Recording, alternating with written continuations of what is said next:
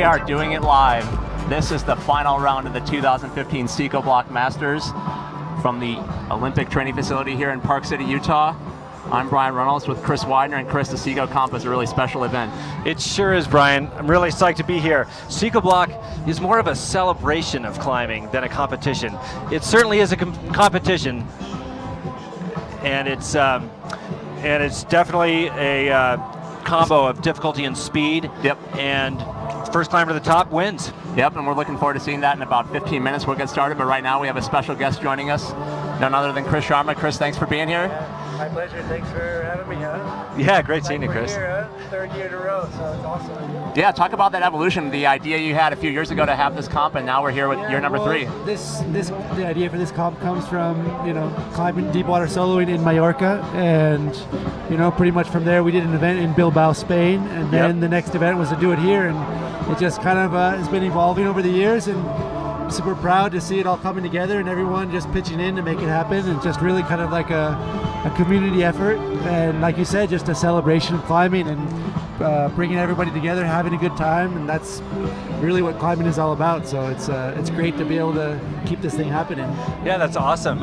So you don't actually participate in competitions that much anymore, except for like Psicobloc competitions. Yeah, I never retired from competitions or anything, but I don't compete very regularly, but this is definitely kind of like my baby, and I think in the end it's like what we're trying to do is just put on a good show and get people psyched and show the world how rad climbing is. So I'm happy to be in the event as well as behind the scenes, just to do whatever I can to make our sport look as rad as possible. That's awesome. I can't think of anything better to make this sport look rad than Psicobloc. Yeah. What can people expect with this year's comp, Chris? What has changed throughout the years? What can people expect to see tonight? Well, this is kind of a new idea. We've just been kind of evolving it year after year, trying to improve on it. The format is pretty similar, but trying to perfect the route. I think the first year we did it, the route was maybe a little too hard. Last year, the route might have been a little bit too easy. After the seeding round yesterday, I feel like the route's really good. It's a really good in between. It's a combination of difficulty and speed, so it's hard to find that sweet spot. But exactly, I think it's pretty good. It's every year try to do it a little bit better, and it's cool to see it all come together. So hopefully these clouds will stay away. Knock on wood. And we've been watching a lot of weather. Get through these 2 rounds, and so everyone here can enjoy it, and everyone watching can check it out as well. So awesome. And you got to try out the route yesterday. What's your impression of the men's route? So, like we were saying, it's this challenge to fine tune it, and you want this element of speed, this kind of element of a race, but you don't want it to be a pure speed climb. Sure. It's this fine balance, and at the same time, if you have any stopper moves, you don't want everybody falling off in the same spot. So, I think it's pretty good. There's the dyno down low is a little bit. It's a little bit farther than last year. And what's it like to have to do a dyno like that, 20 feet above the water? I guess I'm pretty experienced at that. Yeah, you've done a few dynos over some water. But at the same time, like every year for me, it's it's a bit of a wake-up call. Especially like yesterday when the men come out, we're hanging out in kind of like the isolation zone in the dark. And you come out and it's like fully lit up. These bright holds, and all of a sudden you're like whip up the water and you got to do these crazy explosive dynos. And I mean, that's kind of the idea with the seeding round, is to have a chance to try this route so we can really make a spectacular route, because if this was just an on-site comp, it would be a lot riskier to put moves like that. So, sure. Having a chance to try it out, it kind of gives us that freedom to really make some crazy movements. Mm-hmm. And I cut you off there. What was the rest of the route like after that dyno? So it's then after you do the dyno, it go through the roof. It starts to become more like rope climbing, or endurance climbing. It has some bouldery sections, and it's hard to move fast through it. So I mean, it's going to be impressive to watch Sean. He's such a rad competitor and just a really fast climber. I think he's really well suited for this event. But it's going to be interesting. It's also when you go fast, it's really easy to make mistakes. That's right. It's like that fine balance, and And then in the last move, it gets pretty hard. There's a big move with sloper, and just that fine balance of going fast and not making mistakes. So for me, it's really challenging that aspect of going fast. But yeah, I think it's going to be a good show. So yeah, we're really looking forward to it. Yep, that looks like a great route. I'm excited to see all these finalists. Yeah, me too. Yeah. Me too. Well, with that, I think we'll let Chris go and get ready. Chris will be climbing in the men's group a little bit later tonight. The women will be up first, so I'm sure he'll be out there cheering on the women. Any favorites you have in the women's field before we let you go? You know, it's a great field. Everyone's just it's an awesome group of people. So I'm just super proud to be, have all of these people involved, and then it seems like there's so many people that could win. So yeah, I'm just kind of rooting for everybody. And like I said, and like you said too, it's much more than just a competition. Of course, it's fun to like have a little bit of competition. And this is about making a show. It's about celebrating our sport. So that's kind of the bottom line. So awesome. Just everyone go out there, try their best, and have a smile on their face. That's the most important thing. So that's great. Yeah, definitely. Well, Chris, thanks so much for stopping by. Thanks for everything you do for the sport. Enjoy. Best of luck. Thanks, Chris. Yeah, see you guys soon. All right, thanks, Chris. Good luck. Yeah, thanks. Thanks, Chris. Right on. Yeah. Thanks to Chris Sharma for stopping by. While we roll through our pre-show here, we've got about, I'd say, 10 minutes before climbing gets started. Just getting the competitors warmed up. You've seen some of the shots throughout this Olympic training facility here in Park City, Utah. It's really a beautiful venue, Chris. You see some threatening clouds there. We've been watching the weather all day today, all yesterday, hoping that the rain will hold off. Right now it looks promising, but we'll definitely be keeping an eye on that. Obviously, it's a safety issue if it starts to rain.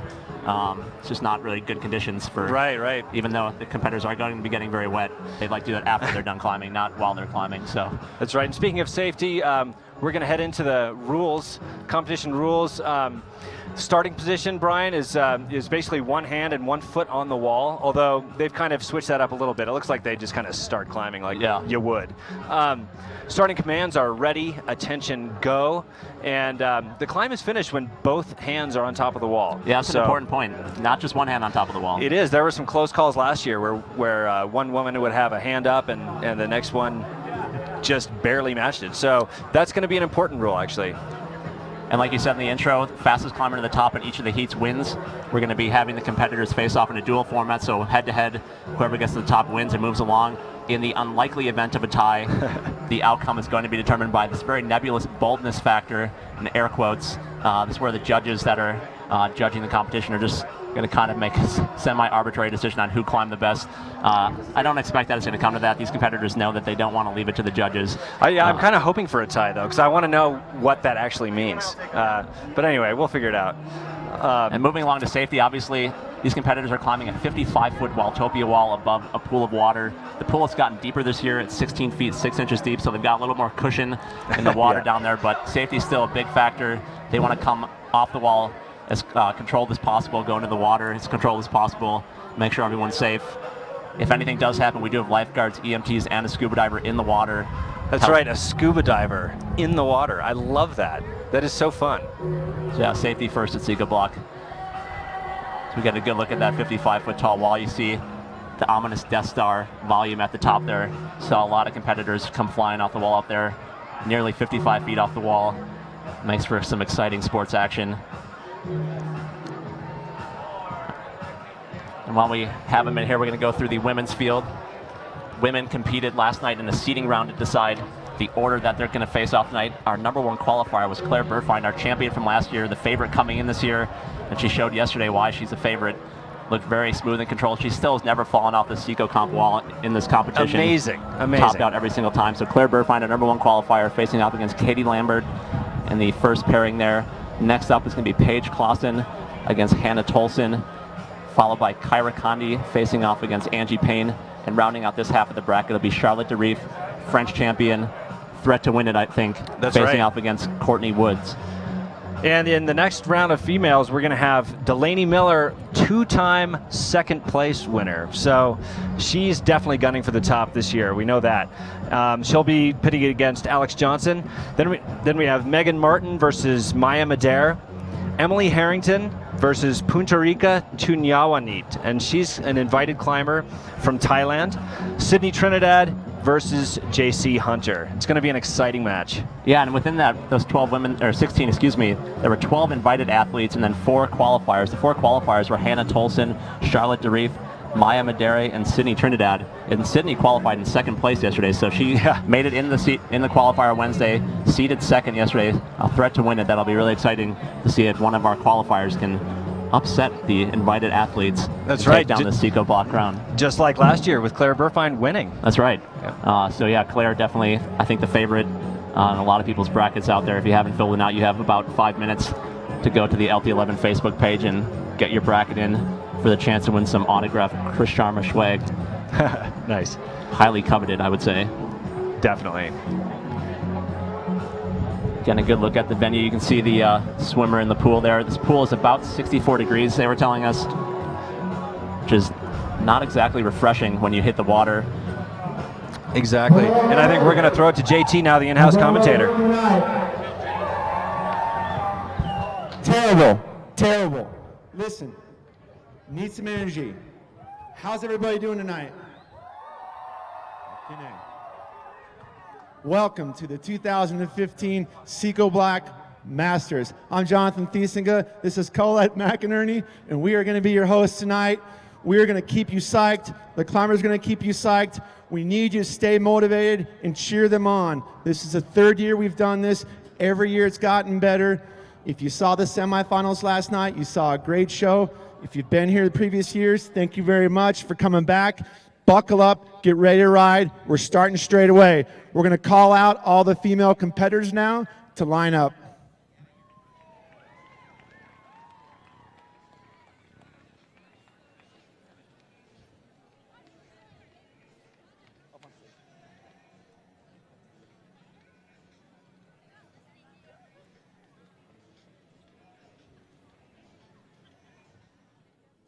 So we have a collection of some of the best competition climbers in North America here tonight. We also have climbers from France as well, so this is the real deal. They practiced on this route yesterday. They know what to do. So this is our crew. Let me just quickly explain to you what you're going to see. What we have here are 2 routes. They are identical, 55 feet tall. We're going to have the competitors go head to head. They're going to traverse out, get set. I'll say ready, set, go, and then it's a drag race. Whoever gets to the highest point fastest, they move on. We'll keep you updated as we go along. When they get to the top, they can either down climb a little bit and jump off, or if everybody yells and goes crazy, they will jump off the top. But it's going to be massive crowd participation is crucial. So thank you in advance for bringing the stoke. So please welcome 16 of your best female climbers in North America.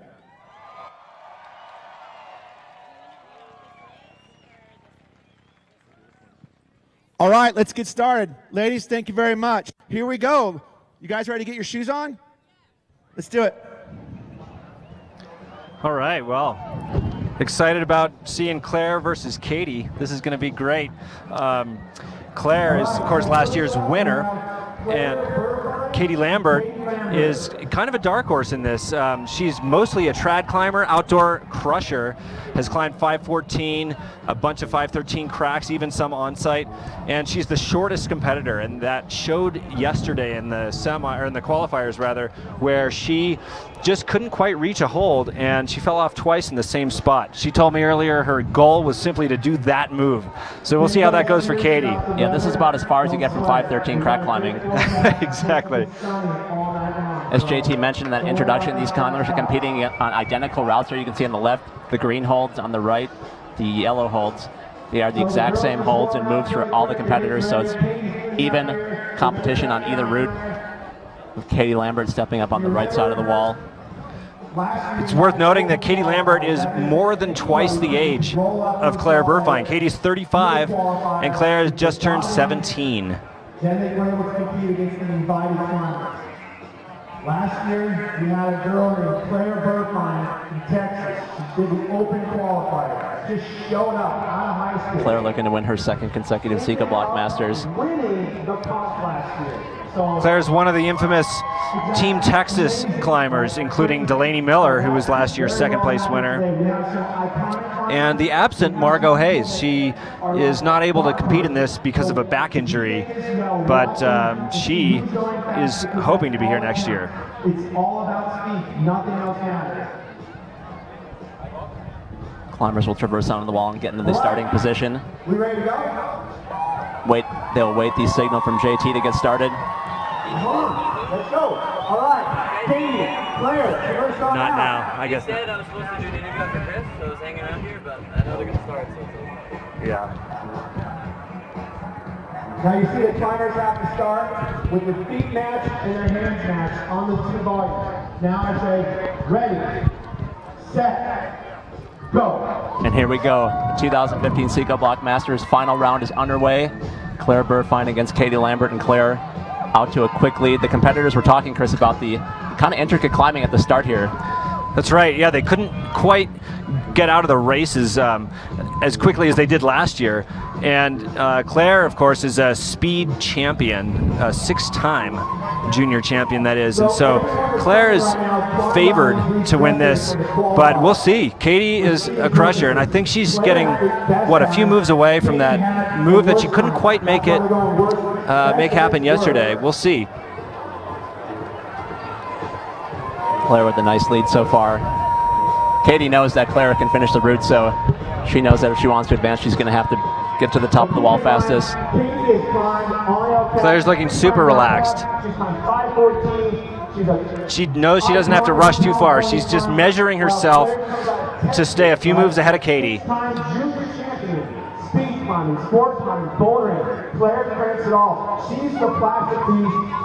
You can tell this route is harder than last year, Brian, just by the speed at which they're climbing. Even when they didn't have to rush last year, they were climbing much faster than this. They seem to have a pretty great respect for this route in that sense.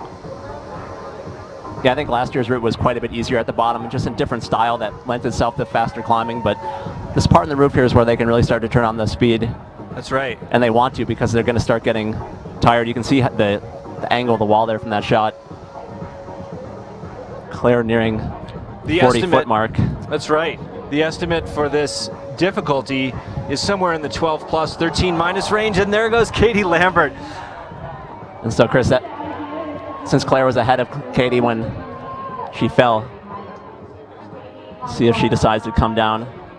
And it looks like she's going to just drop her chalk bag off. That's right, because she doesn't have to finish. She already won this round, so no need to waste energy. She already knows the route from climbing yesterday, and she decides to conserve energy. Good plan, good plan. So no surprise there, our number one qualifier, Claire Buhrfeind, is going to move on to the next round.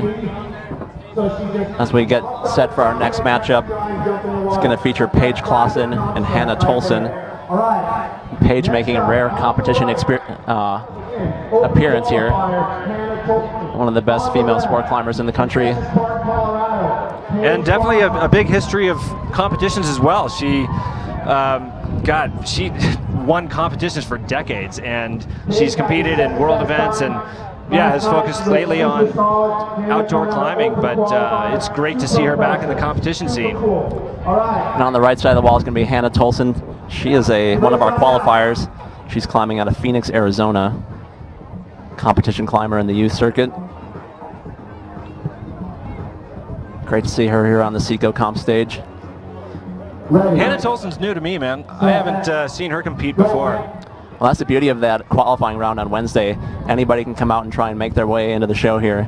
And that's exactly what Hanna's done. Paige used to climb in a lot of comps, and lately she's tapered off on that and really started to focus on outdoor climbing. She climbed 514B when she was 19. She just climbed Just Do It this past year. Paige definitely has a pretty impressive outdoor resume, having climbed 514C at Smith Rock, Oregon, a route called Just Do It. Looks like she's pretty comfortable. I don't think she's forgotten her competition routes, Brian.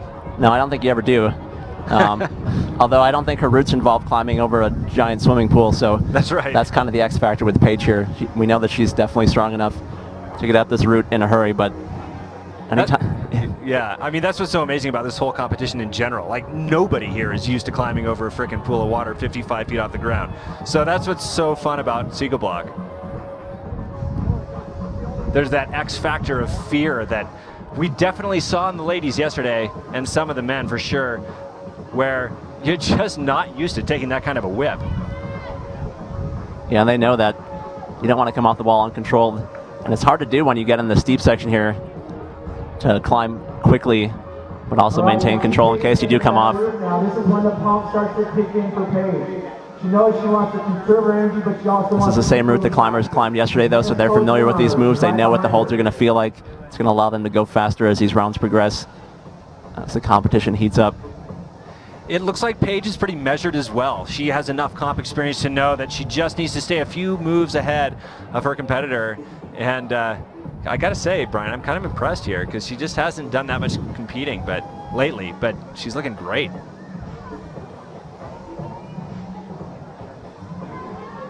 For that matter, Hanna Tolson's also doing really well. Yeah, she's climbing really smooth. She obviously can see that Paige is several moves ahead of her, so she's going to have to pick up the pace if she wants to out-duel Paige Claassen here. It looks like Paige just had to try there for a second. I wasn't expecting that yet. This last part is hard. This is a place where we will maybe see some of these women falling off. Yeah, Paige looks very comfortable, though. She's got one more move to get to the top in this opening round matchup. Being really precise. That was awesome. Paige Claassen moving on. She will face Claire Buhrfeind in the second round. Ooh, that's going to be an interesting one. But Hanna can still finish up here. This is all just bonus climbing for her. So Paige is going to move on to the next round. Hanna, see if she can decide what she wants to do here. She's looking a little nervous, taking a deep breath. That's what I'd be doing up there. We saw a lot of the women stall out on this move yesterday. That's where they start to get tired, and the fear starts to kick in. You see Paige at the top of the wall there cheering her on, though. I love that about this competition too, Brian. Everybody is so supportive of each other. And in fact, we saw during the comp yesterday that some of the males and females were looking at each other as they were climbing up the wall, kind of congratulating each other on completing a dyno or a hard move. It's pretty exciting that way. You just don't get that kind of camaraderie in, say, a World Cup competition. Yeah, it's definitely a unique format where the climbers are competing side by side like this.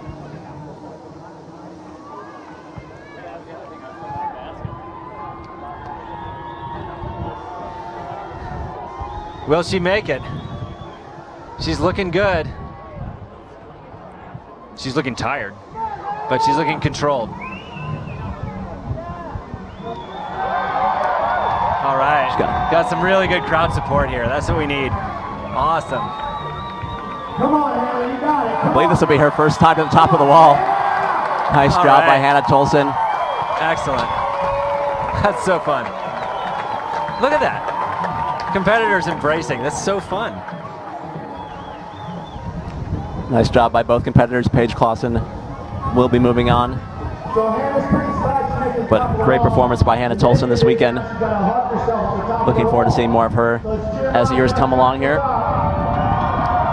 And as the climbers prepare to jump off the wall, remember, chime in on Twitter, Instagram with hashtag #SecoComp. Keep clogging the feed all weekend with your pictures and your feedback on the Psicobloc Masters. That was a pretty fun dismount. I think Paige kind of overcorrected there. Interesting to note, this year they added this down climb that Paige just did, but it appears that Hanna might be just jumping from the top. I think Hanna's going to have fun with this.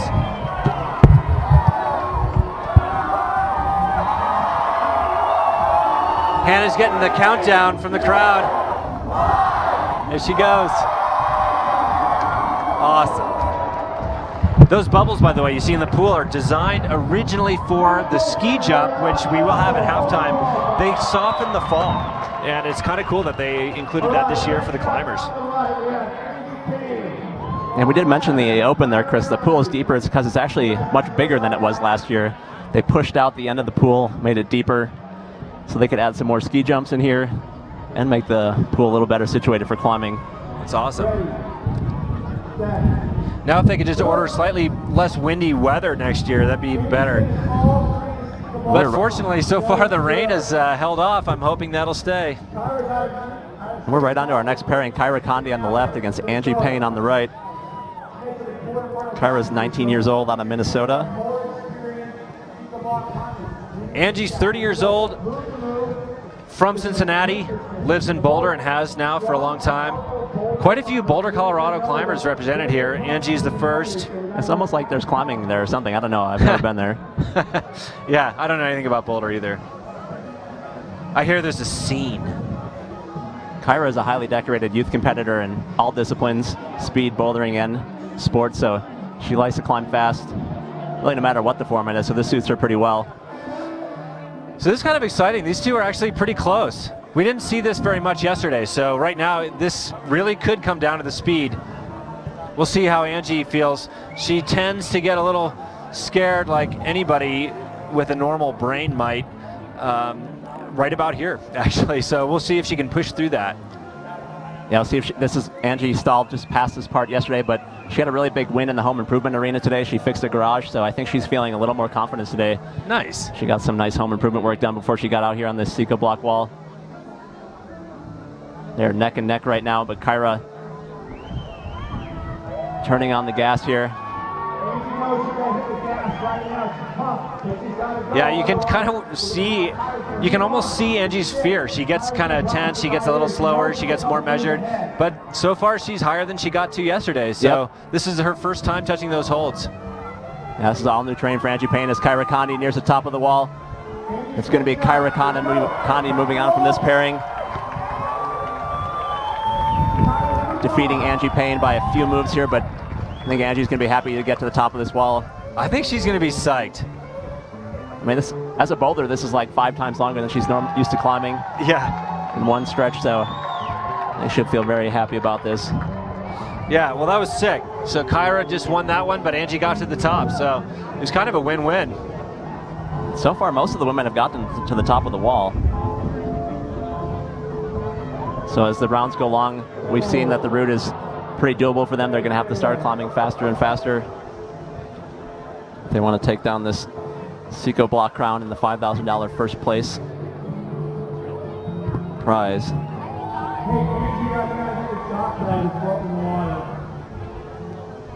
There's always a little extra time here taken by these finishers to get to the top, trying to figure out how they're going to get down.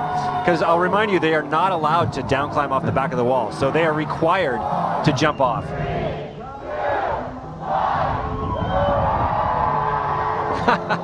No matter how many times you see that, Chris, that's still...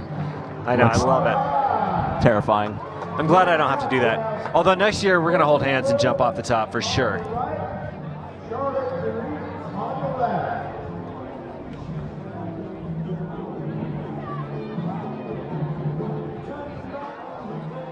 Moving through this opening round of the women's Psicobloc Masters. We're almost halfway through. Next up, we're going to see Charlotte Durif and Courtney Woods getting onto the wall. Charlotte on the left, Courtney on the right. Charlotte Durif, multi-time French champion. As Courtney Woods, I think, just lost her chalk bag. Her chalk bag fell off immediately. Oh, that's a bummer.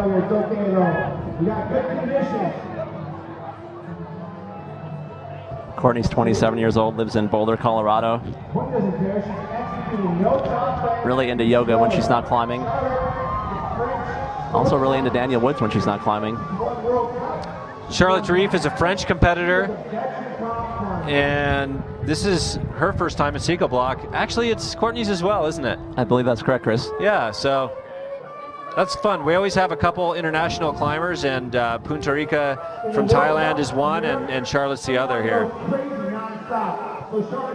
Some viewers may remember Charlotte from the SCS Nationals competition a couple years ago in Boulder. She took first place.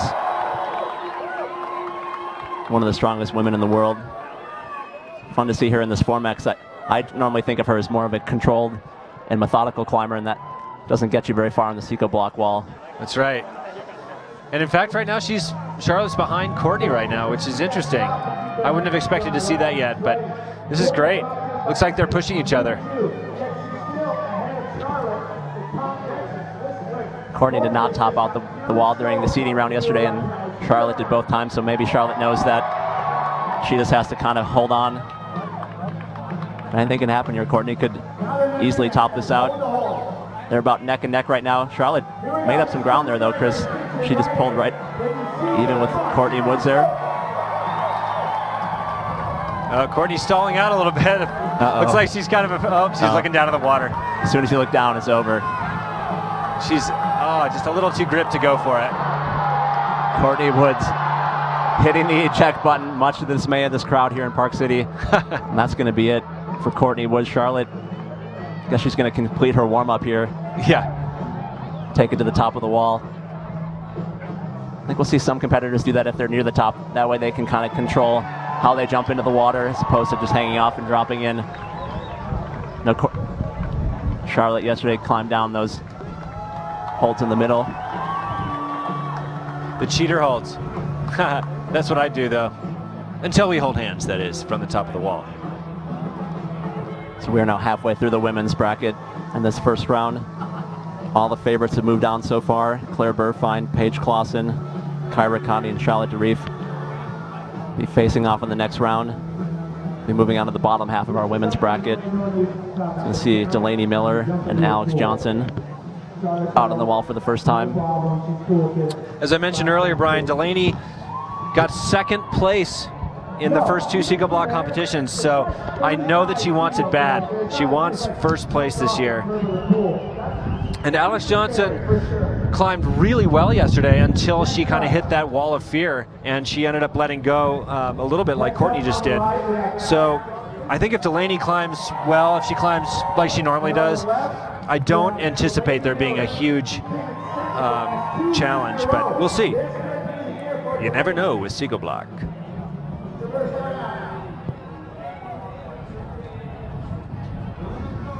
All right, and helping us out all weekend, or all night I should say, is pro climber Nina Williams. She's gonna be down by the pool interviewing our athletes as they get out of the pool, and right now Nina's with one of our climbers. Take it away, Nina. Charlotte, that was an excellent climb, very smooth, very powerful. I have to ask you, I noticed you climbed all the way to the top even after your competitor had fallen. Do you think it's scarier to drop from the top or drop actually falling from the wall? It depends where you're on the wall. Like, because the spot I were like 2 holes apart, I was kind of scared to fall crooked, so I just chose to go to the top, and because there's sudden climbing holds, I prefer to make it safe. Yeah, there's always the risk for the face plant, huh? Oh, yeah, you don't want to do this one. Nice, well, good job, and we'll see you in the next round. Yeah, thank you. Back to you, Brian. All right, thanks, Nina, for that. We got Alex Johnson out to an early lead against Delaney Miller, but Chris, I think Delaney's just laying in wait right now, waiting for her opening. Yep, I think Delaney knows that Alex is gonna get a little scared and probably not summit. We sure hope she does, but I think Delaney's not too worried right now. Yeah, Alex did not finish the route yesterday during the seeding round. Delaney finished both of her attempts yesterday. And I got to tell you, Brian, I don't blame Alex at all, because I got on this route, or on this wall rather, last year, and I was scared to be below where she is right now. Yeah, I think it's a little hard to tell at home how tall it feels once you're up on the wall. The pool looks a long way away, and right now they're only halfway up.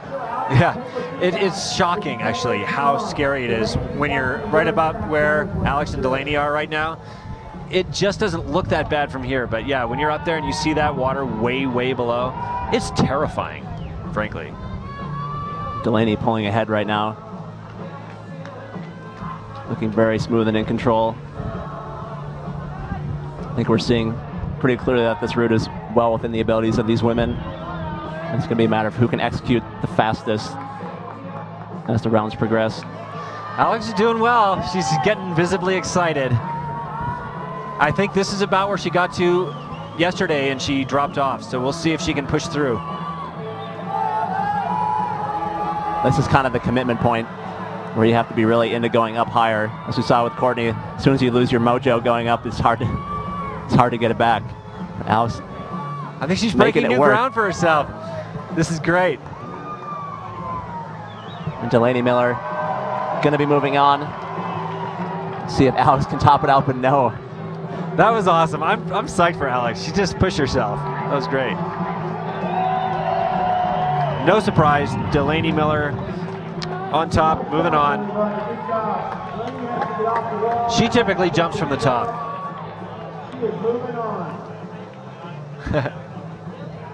I think she's checking to see where Alex is in the water. Oh, okay. Competitors want to make sure they're being safe. Don't want anybody landing on top of anybody else in the pool.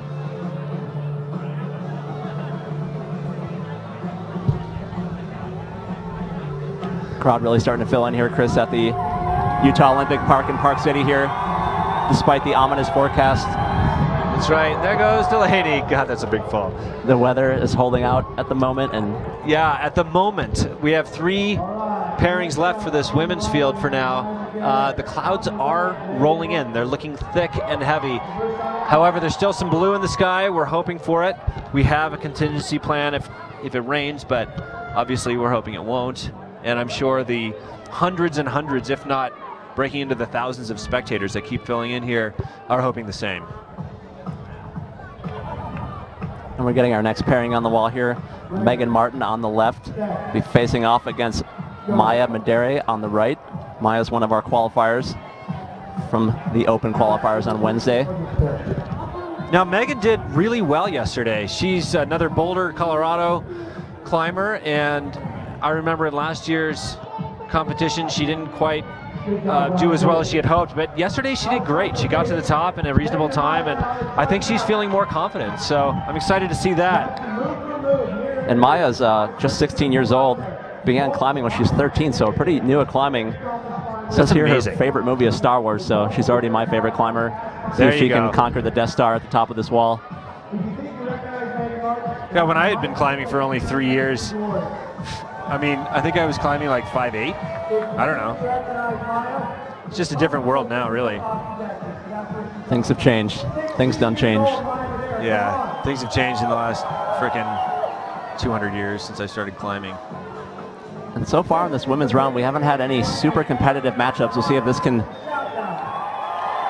be that. We haven't had any upsets. Maya right now is the 11th seed. Yeah, she would definitely be upsetting Megan, who is expected to win this. That would be amazing. Right now, they are within a move of each other. And Megan catching up pretty quickly there. You'll recognize Megan from American Ninja Warrior. I think she didn't perform awesome this year, but last year she moved on pretty far, and I think she's going to be a regular. So American Ninja Warrior on the left, going to battle. And they are neck and neck still. This is the closest matchup we've seen so far. Yeah, it was great. But Maya looks like she's stalling out. The crowd trying to get behind her, get her up that move. Nice. Megan is pulling ahead, and that was a rough fall for Maya. I couldn't see the actual splash Megan from Martin. here, but it sure looked like she kind of half belly flopped on that one. Moving on, as we saw with Charlotte, looks like Megan is going to finish the route. Just gives her a better opportunity to enter the pool in a more controlled fashion. And it really gives the competitors a little better chance to warm up. The warm-up area here at the facility here is not spectacular. That's right. Somewhere beneath your average home wall, I would say. Yeah, that's right, for sure. Now the water, we were told, was somewhere in the mid-60s Fahrenheit, so it's not warm. I just noticed that when Maya crawled out of the water, she appeared totally unhurt from her half belly flop, but she looked like she was shivering. Don't blame her. Well, it's not exactly beach weather out here. It's windy, No. It's cold. Don't let the outfits of the climbers fool you. Everyone else, everyone that's not competing is wearing coats, pants. And yeah, they have heat lamps and stuff too, so that's good.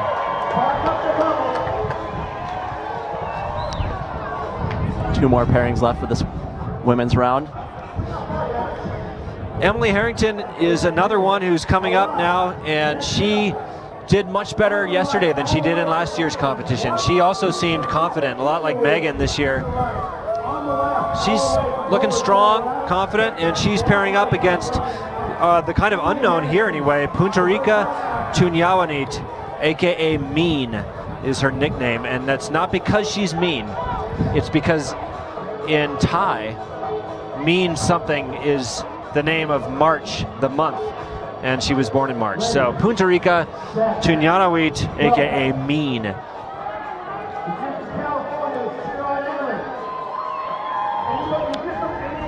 We had a lot of fun talking to Emily Harrington yesterday and today about her experience.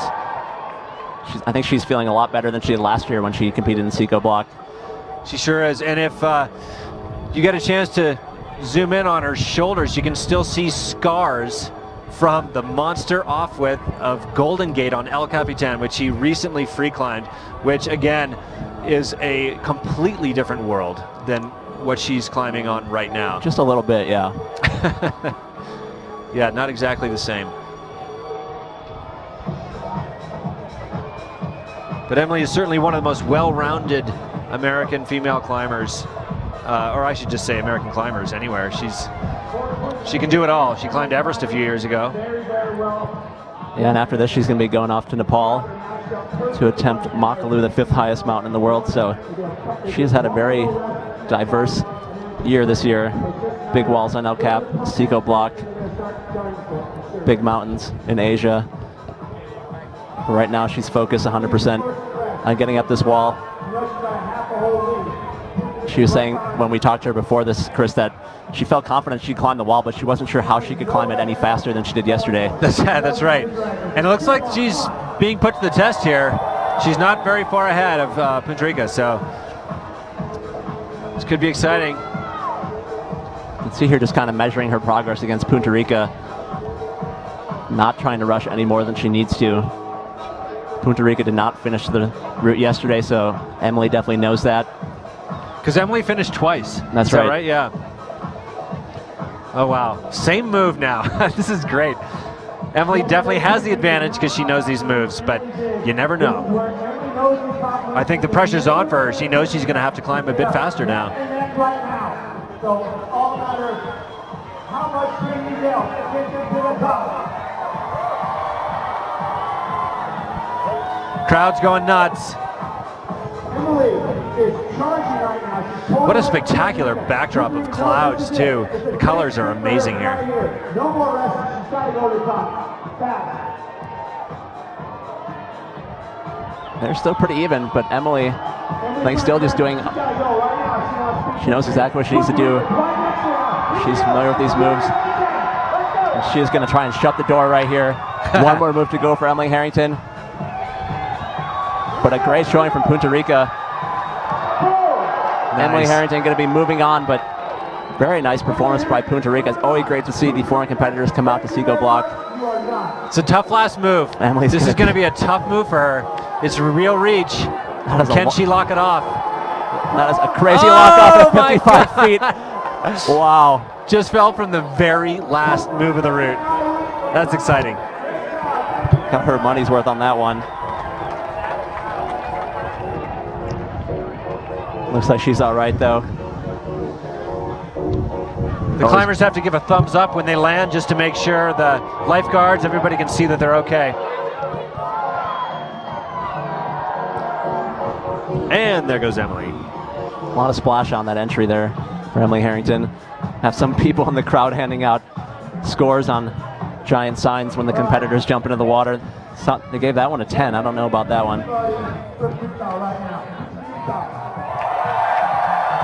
What I'm wondering, Brian, is how these actual winners compare to the voted on winners online. Yeah, we'll have to find that out. We'll be looking at those brackets. Let you know go along here. Get our final pairing coming up to the wall here. It's going to be Jacinda Hunter against Sydney Trinidad, one of our other qualifiers. But before that, let's go down to poolside where Nina Williams is with Emily Harrington. Emily, that was a really good climb. You know, I gotta say you look much more confident and strong than you did last year, but do you think you were able to beat your time from yesterday? I have no idea, honestly. Maybe I beat it. I think Mean was pushing me a little bit, so I think I went a little bit faster. I felt more pumped.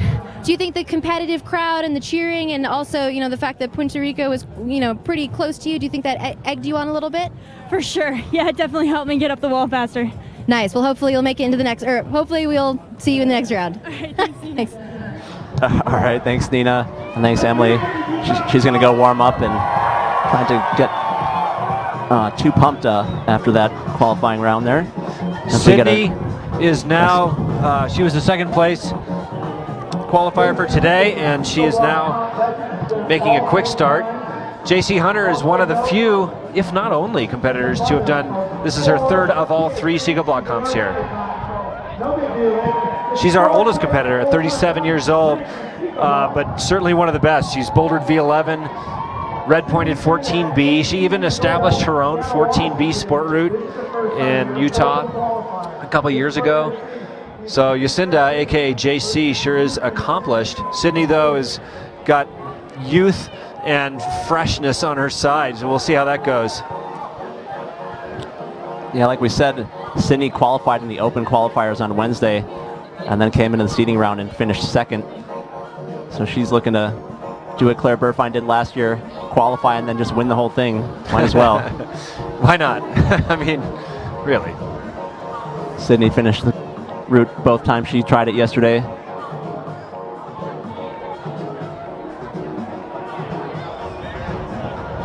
Sydney's from Seattle, Washington. Yay, Seattle, my hometown.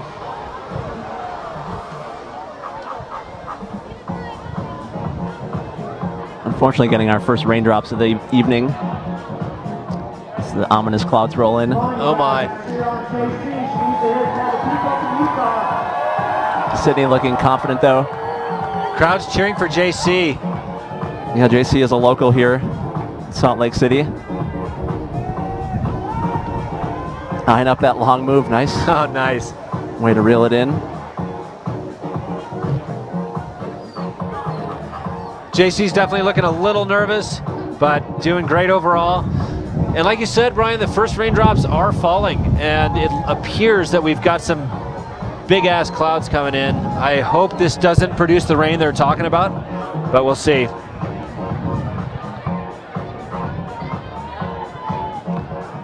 The main danger we have right now is not just the rain, actually, it's lightning. And apparently, if there's lightning within 5 miles of this venue, we'll have to just take a 20-minute break. So hopefully we won't have to do that. But Sydney looking very in control on this final opening round matchup for the women here at the 2015 Psicobloc Masters. But that move looked a little bit harder than she might have wanted, but she is well in control.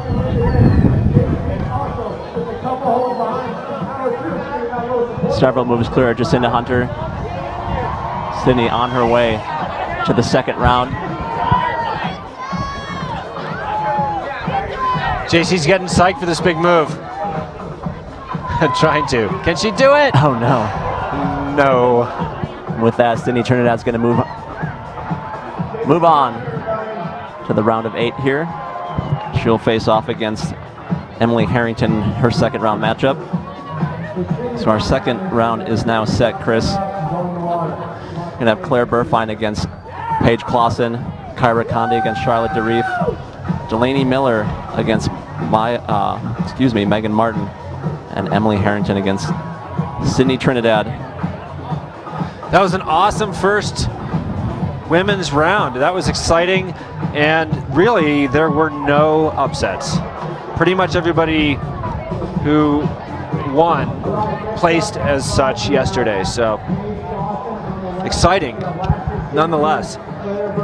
And we're moving right along to this next round, Chris. Paige Claassen on the right, Claire Buhrfeind on the left.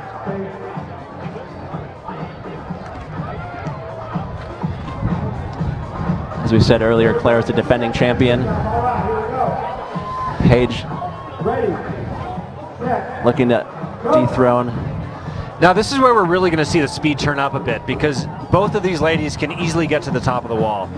This is where Psicobloc gets real, baby, because they're going to have to climb fast in order to win this.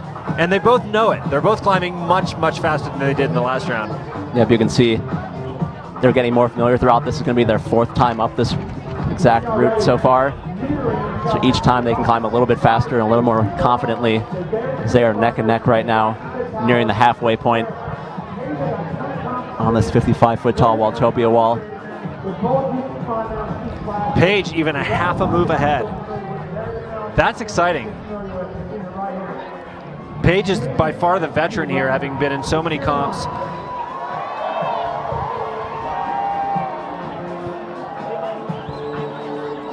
And they're climbing move for move right now. Claire pulling just ahead, 2 moves ahead of Paige right now. And this is where Claire can really turn on the afterburners. That's right.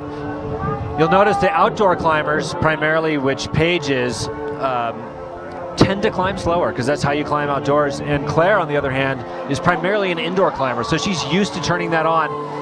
She is a couple moves ahead now. Not unexpected, but Paige is doing awesome. You can tell they're both pushing themselves. And Paige is really going to have to turn it on here. Claire is 1 move away from the top. It's going to be Claire Buhrfeind moving on. Claire Buhrfeind. Narrowly defeating Paige Claassen, but Chris, it was great to see Paige back here out competing. That was awesome, yeah. That went so much faster, oh my gosh. By far the fastest matchup yet.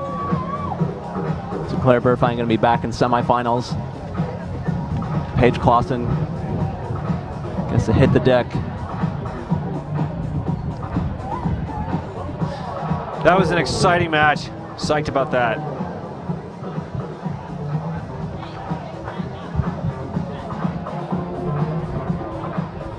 And those middle gray holds are new this year. Last year they were all kind of either forced to downclimb the route itself or jump from the top. And fortunately, maybe sensibly, they added those gray holds. I know I'd use them if I ever could get to the top of that thing. I'd ask for a few more to be put in first. Yeah, maybe so. Actually, I'd ask the wall to be shortened. I actually wouldn't get that high, so it actually wouldn't matter. Yeah. So Paige is going to do likewise. Get our next pairing ready to get out on the wall. That's a great view. I love that, kind of looking up at their faces as their fear saturates their brain. Let's get a look at our brackets here. You see Claire in semifinals. You can see Kyra Condie and Charlotte Durif competing for the chance to place Claire in those semifinals. Action happens fast here at Psicobloc Masters, Chris, just like that. Yeah. And especially it happens fast when there's clouds and rain and lightning looming. So I think they're really trying to move this along here, and it's going great so far. Kyra Condie and Charlotte Durif. This is going to be a really good match. Yeah, Kyra on the left, Charlotte on the right. Contrast in styles here. Charlotte, the more deliberate climber. Kyra's jumpy. Yeah, this is going to be a fun matchup to see. Kyra getting out to the early lead, but we've seen this in a number of matchups so far, Chris, where the trailing climber is able to catch up once they get to the roof. That's right. You never know. Charlotte is 24 years old. Kyra's 19. Charlotte, I think, has a lot more competition experience. But like I said, Kyra has this jumpy, boulders, go for it attitude that I haven't quite yet seen in Charlotte. Although, gosh, now Kyra's only 1 move ahead. Yeah, this is a real race, Brian. Easy to make up ground in that roof section. Charlotte's pulling ahead. This is exciting. They are neck and neck approaching the top of this wall. Charlotte pulling ahead and oh wow, slams the door on Kyra Condie. Go France. It's like we were saying, even though Kyra got out to the early lead there in the first 15 feet, Charlotte just came storming back. And we're moving on to place Claire Buhrfeind. That's going to be a really exciting matchup, Chris. Yeah, wow. Another super fast round. Charlotte pulling it off for Team France. This is great. Rain is starting to come down a little harder now.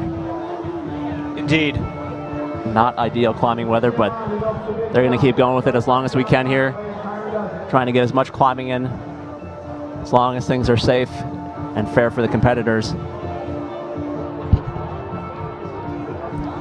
Surely some of those holds are getting damp, but I don't think the rain is going to choose one route or the other, so it's all fair.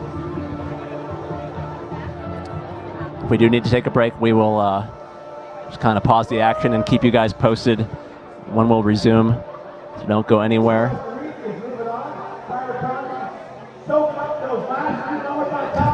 Kyra trying to catch her breath. We talked to her before finals. She mentioned even though she may look scared, she's actually just trying to catch her breath and make sure she's ready to get in that pool.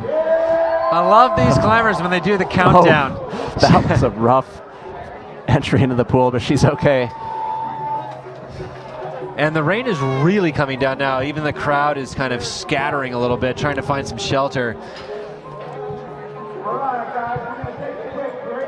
Sounds like we're going to take a quick break in the action. Try to get an update for you and see what the plan is here.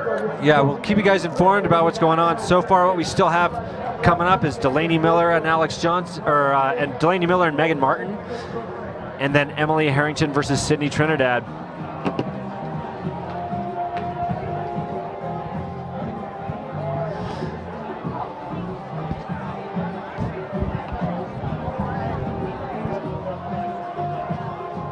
We thought we had our weather window there, Chris, but Mother Nature not cooperating at the moment. No, not at all, actually. In fact, you can see that coming down on the holds. There's probably lightning nearby. You guys see it dry? Dry? You're not dry. Chin a little bit. Reframe the camera. See the crowd scrambling there in that VIP section here. The Utah Olympic Training Facility. Formerly beautiful Park City, Utah. You know, I still think it's beautiful, Brian. I mean, we are in the mountains, and this kind of thing occasionally happens in the mountains. But, yeah, unfortunate timing. We got through most of the women's round, which is good, but, yeah, it's actually, it almost looks like a little disaster here. All right, Chris, with that, we're going to take a 10-minute weather delay here. We'll check back. Just stay tuned. We're not going anywhere. Yeah, we are not going anywhere except in the shelter. All right, stay tuned, guys.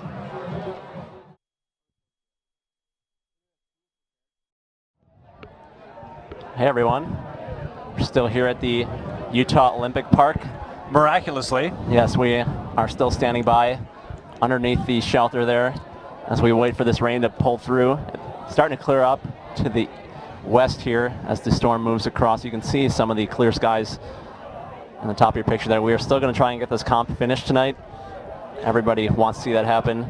What you can also see are the raindrops still on the camera lens because, in fact, it still is dripping a bit.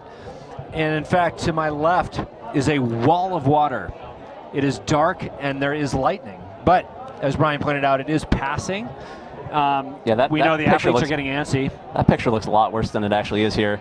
But we did. I went over the wall just a couple seconds ago, and not surprisingly, the sideways rain has rendered basically all the holds soaking wet. So the route setters are going to go out once they get clearance and try and dry off the holds as best they can. And if not, they're just going to freestyle a little bit, put some holds up that are dry so that we can get the comp going. Which is kind of back to the roots of Seco Comp, really. I mean, this is all just a celebration of climbing. It's going to be fun. And it looks like we're bringing in Angie Payne. Here, Angie, take that in your hand. Try not to get electrocuted. Okay, cool. Holding metal in the storm. How's it going? Good. How are you guys? Good. We're just good. We're just hanging out. Yeah, watching the rain. There's some blue skies coming. I don't know. Am I on camera? No. I don't know. Is anything? Can you guys see the blue skies? This is what people can see here on this monitor over there. They can see some blue skies so, creeping in. I don't know. I heard they might. There was a little bit of lightning, but it's going the other way, so it's fine. And that's what we tell ourselves. I think that they might start this up again soon. How was it out there? You competed? I did. Yeah, it was good. And actually, that was the first time I've ever gotten to the top of this wall. That's so right. I was really psyched. Yeah, we were really psyched for you because, thanks. yeah, we know that it's a terrifying ordeal to be up there. We tried it last year, and we felt that terror, and we both came down early. There's a reason Chris and I don't climb on camera. That's right. It was pretty awesome seeing you get to the top. So what happened? How did you get to the top this time? Actually, I think that what changed is that I was climbing against Kyra, and Kyra's really fast, and that was good for me because I was trying to keep up. And the faster I go on routes, the better I do because I have no endurance. So as a boulderer, that's my only hope is to just go really fast. So I think that Kyra helped me because she set a fast pace. So yeah, sure. Yeah, that was the difference. Awesome. Did you enjoy it? I did, actually. I had a really good time. My goal was just to get to the top or to not drop off. So yeah, good work. I accomplished that. So yeah, it was really fun this year. What's it like jumping from the top? I didn't really have that much time to think about it because Kyra was she was ready when she stepped on top. Been waiting. She's like, "Cool, you guys are you ready to jump? Let's go!" Yeah. whoa, I need to catch my breath. It's scary, actually. That's actually a big leap to make when you are looking down, whatever it is, 60 feet or 55 feet. Yeah, basically 60 feet almost. Yeah, it's hard to make yourself step off of that platform up there, but pretty fun. Awesome. Glad I've done it. Yeah.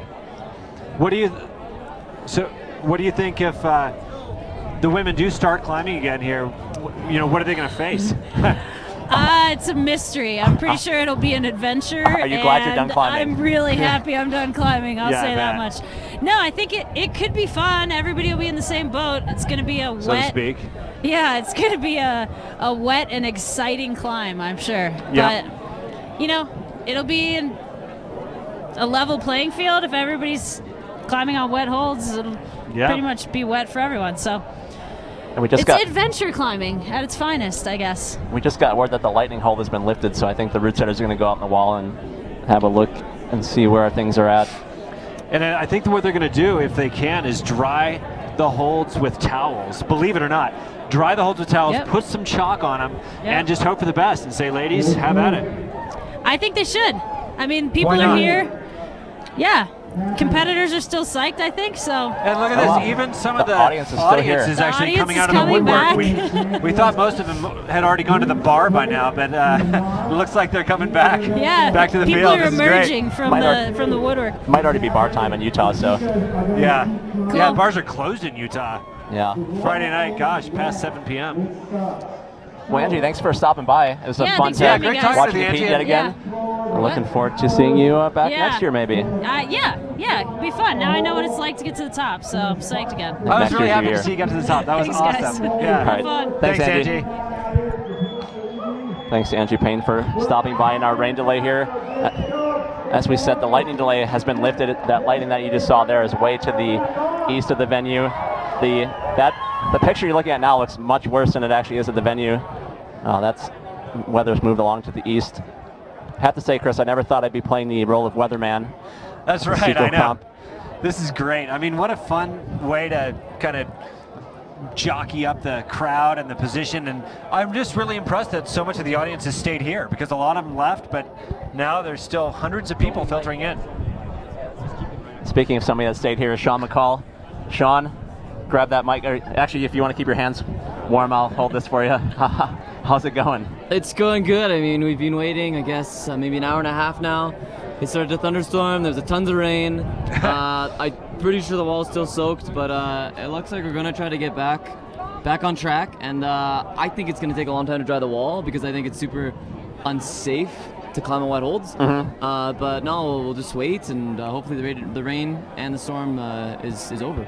Yeah, it's awesome. In fact, we just got word that we are going to go ahead with the comp, and I think what they're going to do is just dry off some of the holds with towels, put chalk on them. And I mean, how do you feel now, like being the obvious favorite for the men's field, and here you're going to go probably climb on some wet holds? What do you think? Being the favorite in climbing wet holds, I don't really care. Like, for any of the climbers, I just don't want to climb on wet holds, because I think it's really dangerous. That's probably That's the a good number one point. priority. Yeah. In the IFSC, I'm president of the Athletes Commission, and yeah, I have to look out for these kind of things, like the timing, even like the warm up.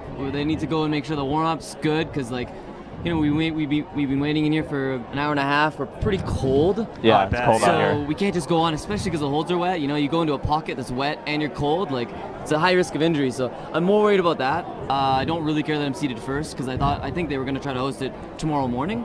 Right. But then the unfortunate part about that is some of the athletes have to leave. So what happens with them? And so, so I don't know. But it's hard. It's a hard situation. It's not ideal, that's for No. sure.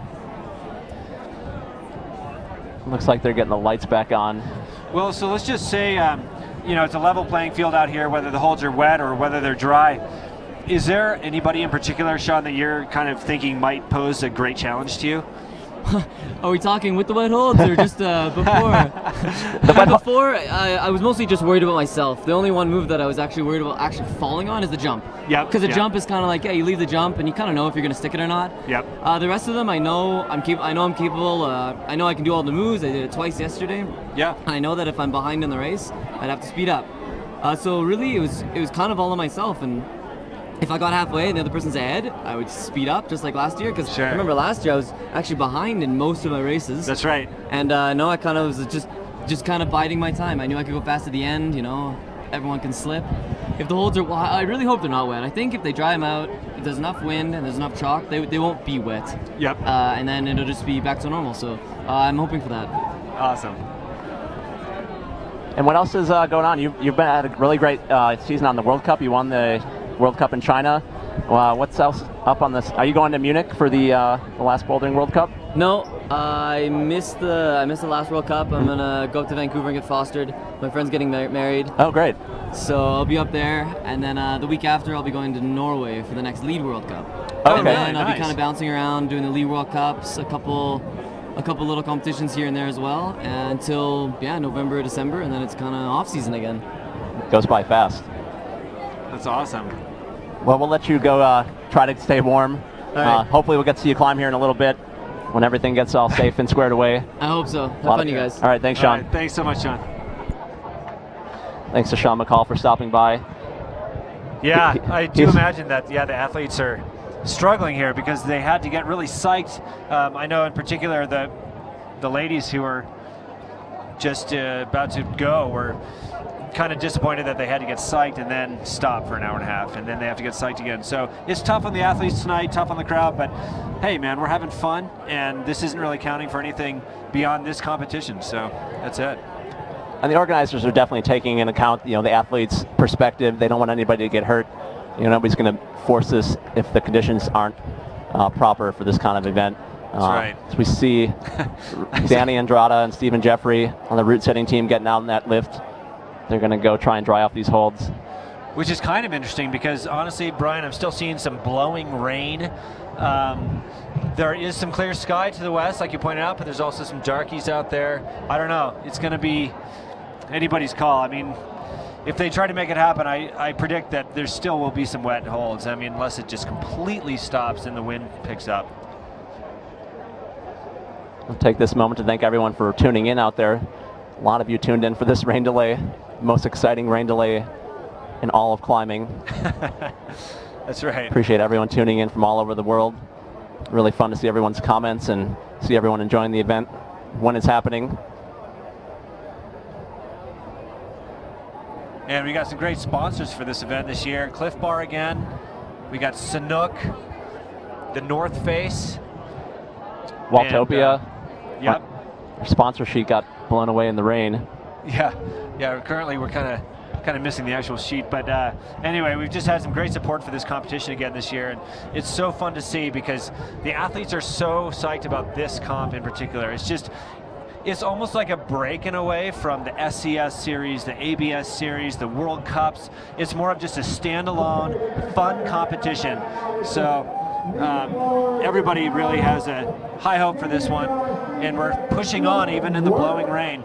It is pretty optimistic to try the holds as it's raining. They have a leaf blower. I appreciate that optimism, though. I mean, Psicobloc is optimism, isn't it? It's like anybody who's 50 feet above the water trying to rock climb 513. I mean, surely it feels like you're going to die. So I think it's optimistic just to even be here. Here we have some official sponsors here. Chris, take a moment to thank all of them. The gold sponsors of the event, Sanook, Cliff Bar, the North Face, Petzl, and Waltopia. Silver sponsors are Black Diamond, Goal Zero, and Infinite Scale. And the bronze sponsors, Adidas, Climbtech, Evolve, 510, Friction Labs, Hippie Tree, and Nutriex. I want to thank all of them for their support of this event. Without them, this whole show would not be possible. That's right. Towel budget's off the charts this year. Gonna have to figure out a way to spray down this wall with some Friction Labs chalk. Yeah, look at that. The rain is actually blowing at a 45-degree angle right now. It's not heavy any longer, but it's not gone. It's not heavy. Yeah, so I don't know. I'm kind of excited just to see what's going to happen. I mean, we really don't know yet. We're certainly planning to go ahead, but it really needs to change in order for things to be okay. What do you make of what Sean said? He's, if you kind of read what he's saying, he's not real psyched about trying to continue this, I think, tonight, with, I think, good reason. Yeah, agreed. And I think when he's talking about injury, I don't think he's talking about worried so much about slipping off holds and falling on their back, which certainly is possible. But I think he's worried about tendon injuries. He mentioned being cold and climbing in pockets that might be wet. And when you slip out of something like a pocket or a crimp, you're going to shock load your tendon. Yeah, it is a risk. And honestly, I hadn't thought of that. And I think that's a really good point, because here we are sitting in a warm booth. All the athletes are kind of not exactly warm. I don't feel like I'm in a warm booth right now. Well, I do, because I'm wearing my North Face clothing, and I'm feeling really warm, Brian. I don't know what's going on with you, but I could use an extra North Face layer. Yeah, I think you could use one more layer. But or some dry shoes. Oh yeah, your shoes are wet because you were out here being a clown. I came out to give the weather report earlier. I was just inside drinking a beer. Why not? Got to hydrate in this elevation. I know, that is true. It's one of the most important parts about this competition is hydration, especially for the commentators. Let's see what's going on out there in the Twitter sphere. A lot of people tweeting at the hashtag SecoComp throughout the event tonight. So again, I'm impressed that enough people in the rain have come out of the woodwork. I'm looking at hundreds of people in the crowd. They're lining the stairs. They're in the field on chairs or just sitting on rocks. There's people lining the entire pool. It's actually pretty exciting. Hopefully even more will show up again, because I know quite a few left. But right now it's looking like a proper competition audience. This is great.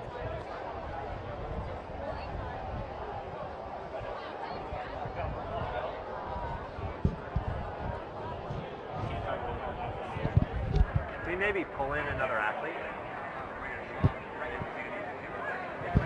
The outsiders working their way up the wall, trying to dry off those holds.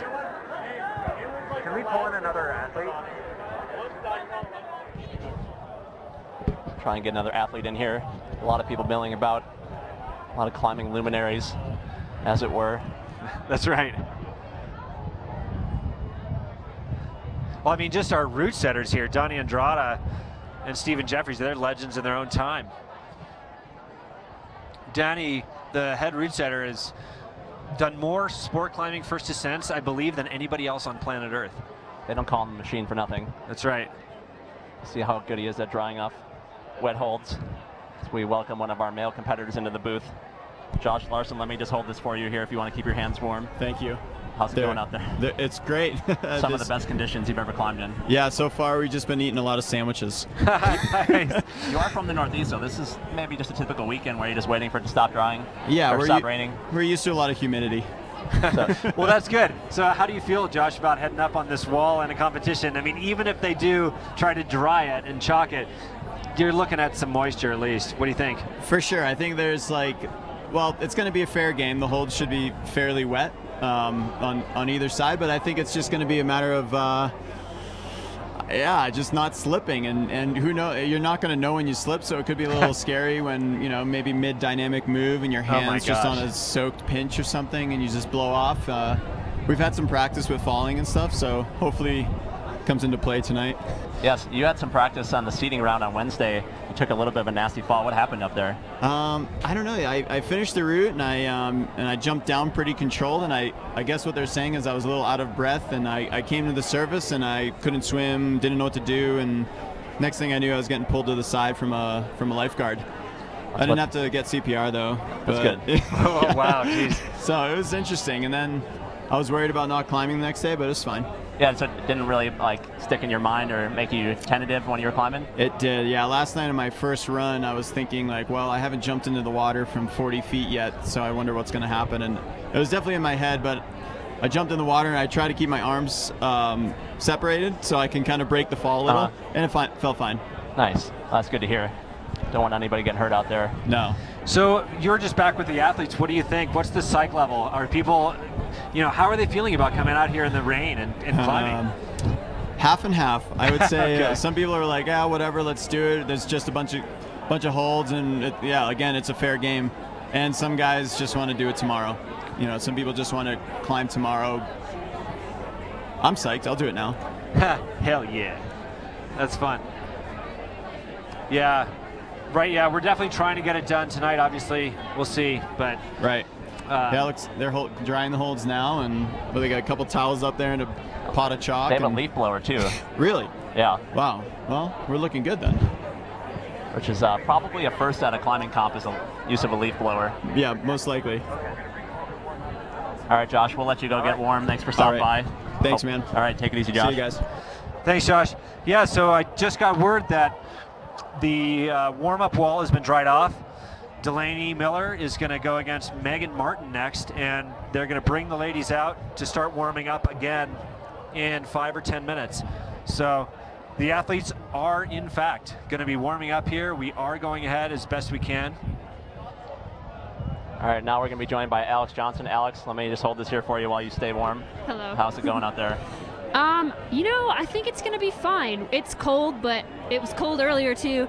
The rain's going to hold off for a hot minute, hopefully, and we'll get the girls finished and then see if we can throw the guys through. And it's going to be exciting, you know. Wet holds makes it an even playing field. Exactly. Anyone can slip. And how would you feel if you were competing, like if the holds were wet? Does that concern you from a safety perspective, or do you just think it's, you know, kind of fair game for everybody?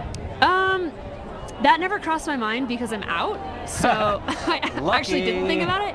But I think it's just going to be more exciting for the crowd if people are unexpectedly slipping, and then we could have some dark horses actually do pretty well. This could be secretly the only way that Sean McColl might lose his comp. I know. That I don't rained know, all man. over the wall. He's too good. Yeah. Well, so you did awesome in your round. Thank you. I was really psyched to see it. That was the highest you've climbed on this wall. Is that right? Yes, that's true. Yeah. I think when there was like a 10A up there, I practiced and I jumped off the top, but that's the only time I've ever been to the top. And yeah, this round went a lot better than yesterday. It was cool. Yeah, what happened? How did you get that kind of confidence to go up there? I think climbing on the wall yesterday helps significantly. And I got a better warm up today, climbed more. And with the crowd and it being finals night, you just want to put on a good show. So you definitely did that. You put the fear kind of it's like on the back burner. Big crowd of peer pressure pushing you up the wall. You just have to pretend like you're not scared and, I don't know, fake it till you make it. Well, yeah, it obviously worked for you. That was great. Thank you. Yeah. I'll get that Delaney Miller next year. One of these years. Yeah. All right, Alex, well, any predictions for what we're going to see here? Or is it just going to be mayhem? Man, if the guys dry the holds off pretty well, it could be full on. But I expect with the guys we could see some exciting slips because they have more dynos, you know? Yeah, that big-ass dyno in the middle. I think they might leave up the women's route for the men. I heard that as well. And then they're going to fly up it. And fast kind of means sloppy, so I don't know. It could get exciting. Yeah. Yep. All right, we'll let you go enjoy the rest of your evening. Thanks for stopping by, and thanks for competing this weekend. It was fun to watch you. Yeah, it was awesome. Thank you. All right, thanks, Alex. Thanks. Thanks, Alex Johnson, for stopping by our makeshift broadcast booth here under the awning at the Utah Olympic Park. That's right, yeah. We don't have any of the impediment of paperwork and monitors. You can see the wind blowing there on the route setters as they pull away from the wall. They seem satisfied, question mark, with how things are going. All right, and we're bringing Claire Buhrfeind into the ring here. Claire Buhrfeind is last year's winner and certainly put on an awesome show tonight. Thank you. It's definitely going to be pretty interesting out here now that all the holds are wet. I look at it as if they're clean. Yeah. They're maybe a little bit too clean, but we'll see how it goes. Yeah, so what's your feeling about this, about going ahead? There's been some mixed feelings. We've heard some kind of, question marks from the athletes. What are your thoughts? I'm actually really excited. I mean, cool. it's going to be interesting, but I'm excited that the show's going on. And how you've done 2 runs so far. You look pretty good in both. How did it feel for you so far? Felt pretty good up there. Yeah, I mean the last part is actually pretty difficult. You got a tiny little crimp up there, so it's not too solid, but it's really fun. It's a really good route. It looks like a really hard reach to the top too. Everybody's doing it slightly differently, a little dynamic, a little lock off. Yeah, it is pretty tough, but I think my height definitely helps. I can kind of just stand up to it, so. Just thinking about the height coming into play in that move, you're almost 55 feet off the ground and making a pretty difficult move. Yeah, it's very committing. Definitely difficult up there. How hard do you think the route is, if you just had to guess? Probably 12D for the women. I think the men were saying probably 13B for theirs. Okay. Yeah. Nice. That's hard to climb. That's hard to climb when wet. Yeah, wet and cold too. All right, we're going to listen into JT here real quick. Claire, thanks for stopping by. Best of luck the rest of the night. Thank you for having me. Thanks so much, Claire. Good luck. So we're not going to do that, unfortunately. But we do have, the women are warming up right now. The route is dried off. We got a good stout wind. Hang in there. Give us 5 minutes, and we are going to start up again. Thank you to every single stoker is still in the house right now. Everybody's at home watching this on the video. Yo, webcast sucks. You guys rock. It's way to hang in there. It's awesome. Yeah! Yeah, as JT mentioned there's a pretty sizable crowd still hanging out here. Not many people seem to have left. Yeah, this is awesome. So they're just lighting up the wall, testing everything out. Delaney and Megan are going to be out here pretty soon getting on this wall. Just going to make it happen. Brian Reynolds and Chris Widener hanging out here at the Utah Olympic Park, up in Park City, Utah, where the weather is variable, as it happens to be in the mountains. Wearing our down underneath full-on rain jackets here. This is an exciting time, and it's kind of cool that this crowd is psyched enough to be here. A lot of people do not have rain jackets like we do. A lot of people are just kind of out and about under the weather, and yet they're still sticking around to see this, and that says volumes about how important this competition is. Tells me the beer tent must still be open too. That's a very good point. Yeah, perhaps the wine tent as well, keep you warm in the belly. A lot of good suggestions at the SecoComp hashtag, people wanting us to jump off the top of the wall. Chris, I don't see that happening, but you never know. That would require getting to the top, which... Hey man, anything can happen. Pretty cruxy. We could just hop on that lift and hold hands. And whip. Trust jump. Yeah. See Emily Harrington trying to stay warm. Good Makalu training for her. It's pretty much... That's right. I think exactly what it's like up there. So we got Makalu is exactly like this. more athletes hanging out. John Cardwell, I'll hold this while you keep your hands warm. All right. How's it going? It's going, it's interesting. I can say that. It's definitely unique what's happening right now. It's not every day that you get to come to a comp and stand around in the rain and then climb. Yeah, totally. I mean, I guess we kind of saw it coming, and you could just see the clouds come and take over the sunshine, but now this is just way more dramatic than I thought it would be. How do you feel about knowing you're going to be heading up there? There's going to be some moisture.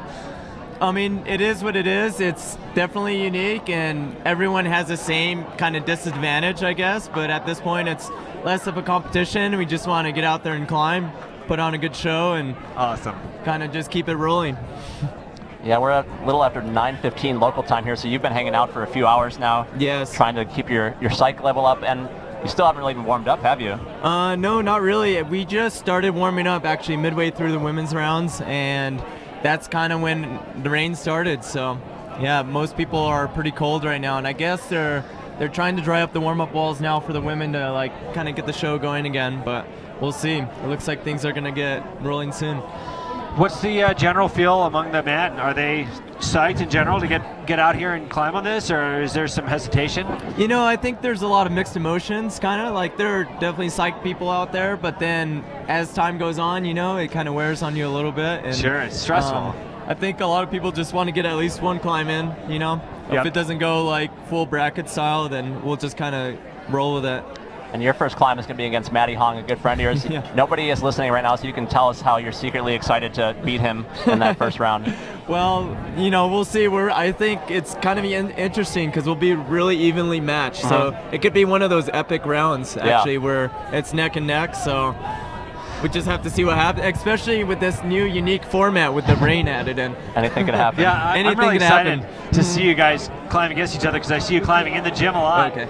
So, yeah, that's so fun. Yeah, totally. You and Maddie climbing as friends. Yeah, it'll definitely, I mean, we're all friends out here, so, you know, it's kind of like that almost every round, and it will definitely be a unique experience. Yeah. All right, we're going to go listen to JT. John, thanks for stopping by. Good luck tonight. Yeah, right. Thanks so much, John. Thanks, go John. for it. Yes. So it's in the Legacy building on the far side of the plaza, not in the beer trailer. Beer is on that floor, on the first floor of Legacy. Yeah, dig. And tickets, though, across. Dig. Okay, so this is more complicated than I thought. you gotta buy tickets in one building and then go get beer in the other. It doesn't matter. Just make it happen. You'll be ready to go in a few minutes. But well, it looks like they're getting our commentating booth kind of back up. They've lighted it. You know it's getting serious. It is soaking wet, and the chairs are covered in water. But I guess that's why they gave us an extra pair of North Face underwear here. I don't know. We'll see how it goes. Seems like overall the athletes that we've talked to are excited to keep this going. It's going to be one of the more unique events I've ever been to. I've been to a lot of comps over the years, broadcasted quite a few, and this is definitely a first. Yeah, this is sick. And, oh wow, the athletes are already out. Delaney Miller and Megan Martin. This is going to be a good one. Delaney is certainly the favorite among the two, but Megan just had an excellent run, so you never know. Never know what's going to happen here, especially with some wet holds. This is really kind of throwing a cool mix into this, because who knows how these people climb when it's wet and when it's really cold. I bet they don't practice climbing wet.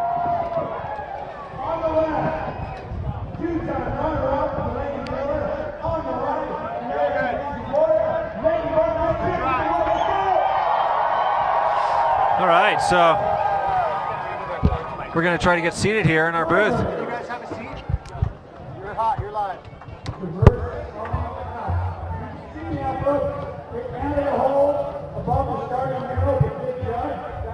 Sounds like a couple holds might have been added. Let's see how this goes.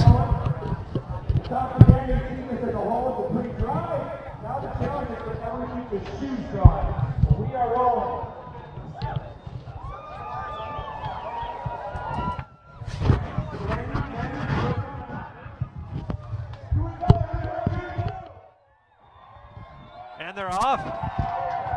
Wow, look at that. Delaney is actually wearing a long sleeve hoodie and pants for the Psicobloc. I bet she's not counting on falling in the water. Just like that, the Seco Comp is back on after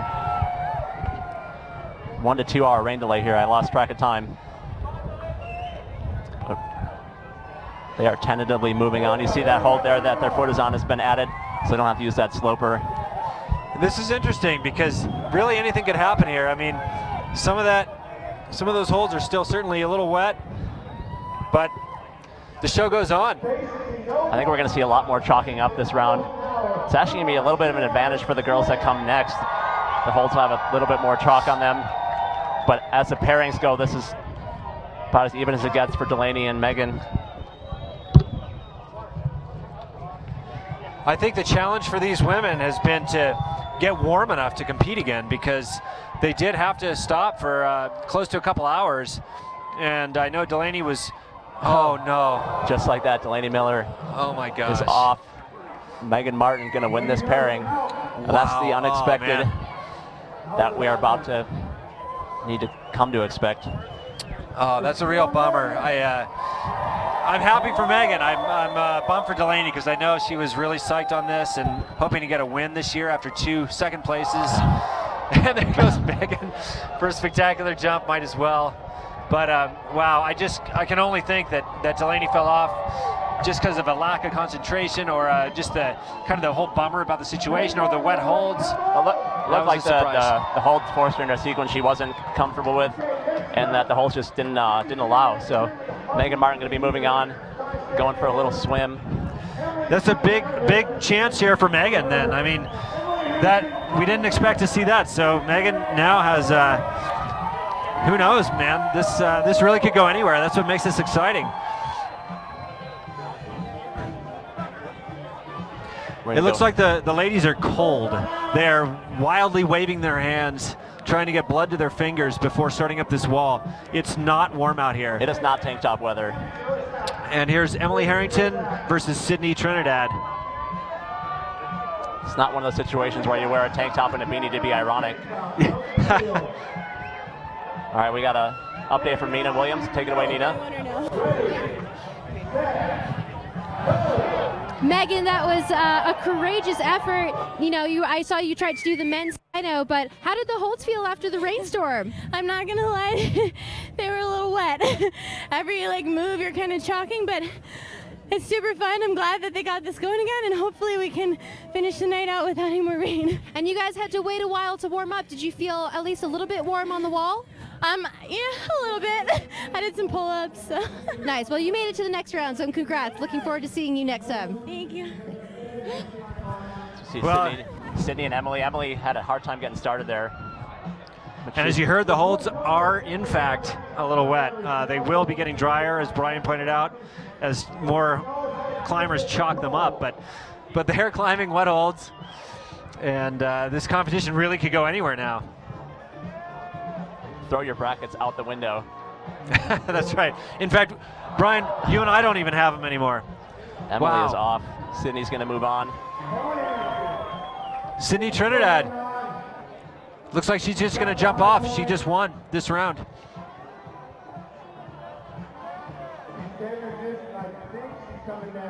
She's going to try and down climb. She doesn't want to get wet because it's so cold. Yeah. I bet that's what's going on. Looks like she's going to try and stay dry. The only time we've ever seen competitors down climb was last year when they were too afraid to jump off the wall.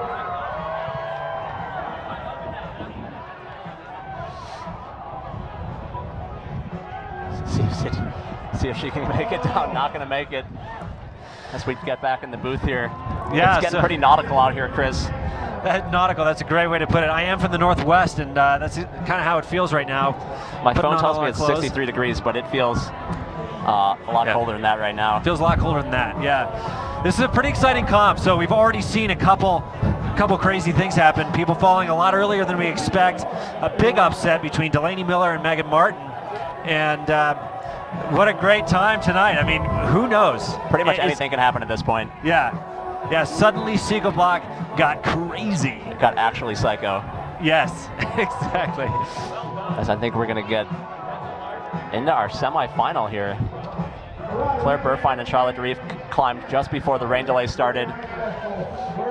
And this is really a pairing we've been looking forward to. It's going to be really interesting to see how it plays out with these conditions. Yep, I would say normally Claire is probably faster than Charlotte, but dude, with wet holds everywhere, who knows? I don't think this is a speed comp anymore. What do you think between Megan and Sydney? It's a tough call. It's like flip a coin at this point. Who can negotiate these holds the best? I can tell you that Megan Martin is so psyched to be in semifinals right now, for sure. We just talked to Claire. She seemed pretty psyched about how things were going. See if she changes her tune after this round. Yeah. Looking to defend her crown from last year, as we see Charlotte getting ready. Hair blowing in the wind. You know they're really cold. Getting the liquid chalk out. I think I would have borrowed one of the ski jumping suits they have laying around here that the ski jumpers use here at the Olympic training facility to keep themselves dry and warm. I'd have been seeking out one of those. You know, being from the Northwest, I actually did do a 6-pitch aid climb once in a wetsuit. And I think that wouldn't, yeah, for real. That wouldn't be a bad idea right here. I might have to unfriend you on Facebook after that one, Chris. Yeah. Haven't you ever seen the aid climbing rant? If you haven't, Google it. Yeah. Looks like we're about to get ready for Claire Buhrfeind and Charlotte Durif, our first semifinal matchup for the women. Yeah, I'm psyched about this one. This is going to be great.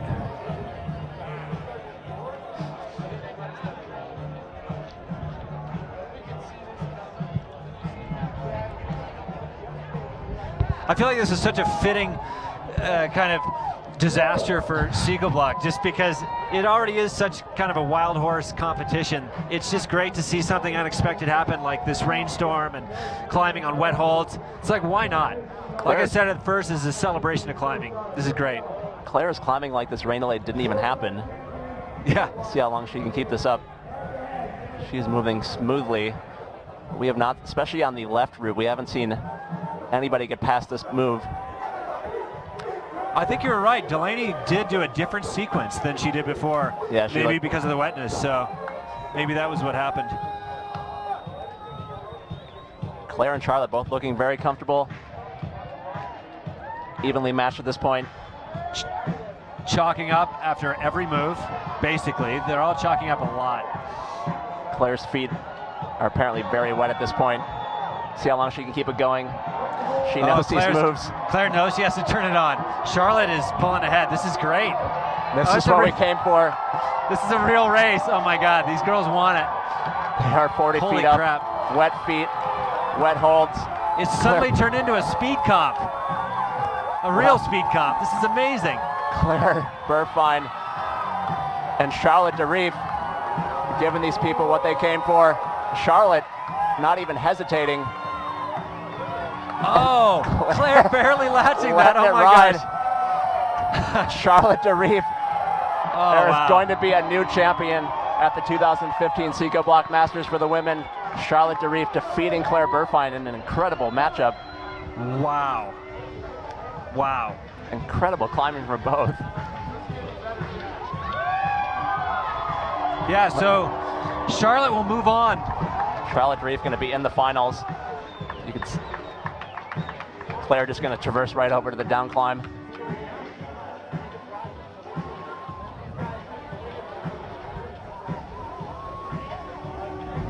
That was an incredible matchup, and Claire's chalk bag is not going to make the side of the pool.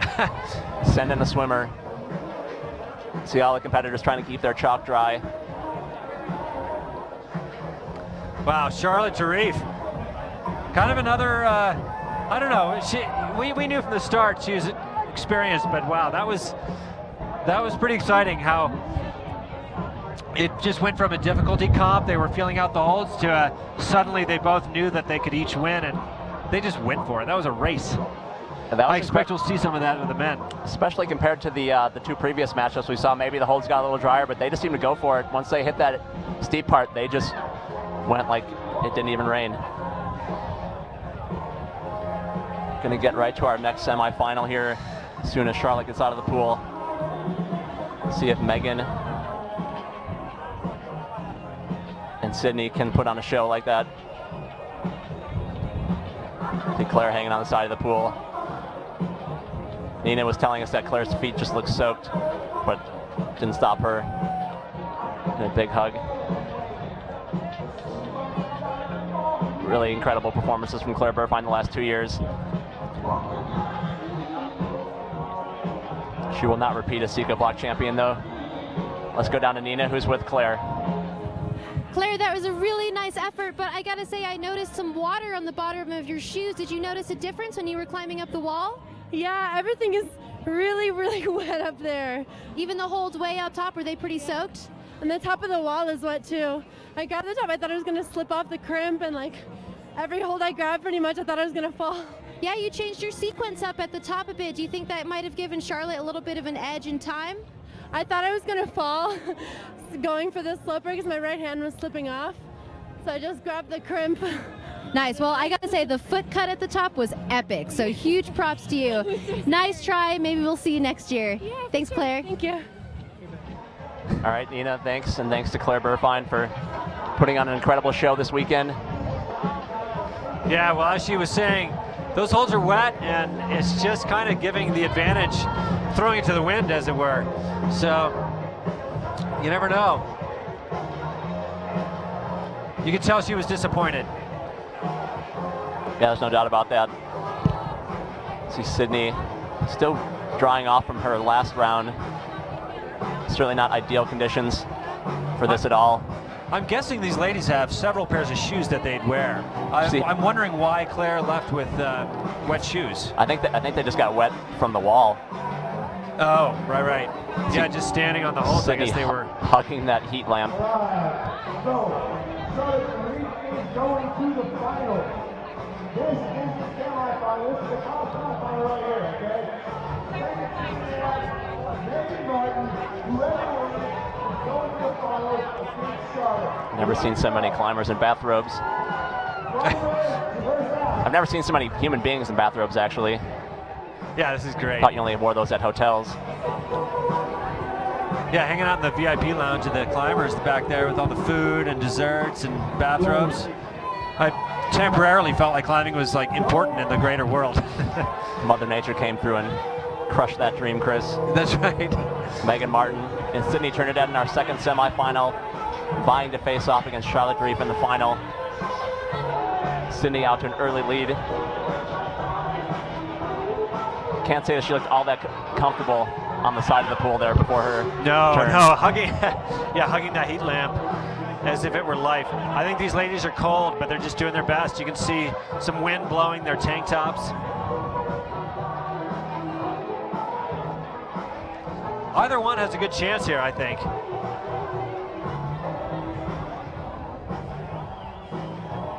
Yeah, it's a little bit less of a race this round than it was the last semifinal. I think it's going to be whoever can get the highest. I don't see this going all the way to the top, but we'll see. And whoever can chalk up the fastest, because they have to chalk up so many darn times. They do have the benefit of knowing from Charlotte and Claire that getting the top is possible in these conditions, so see what they can do. They're both higher than their previous attempts. Wow, yeah, so Megan's half a move ahead. Nope, not anymore. You can see how Claire and Charlotte really pushing the pace, whereas Megan and Sydney both just kind of measuring each other, taking their time.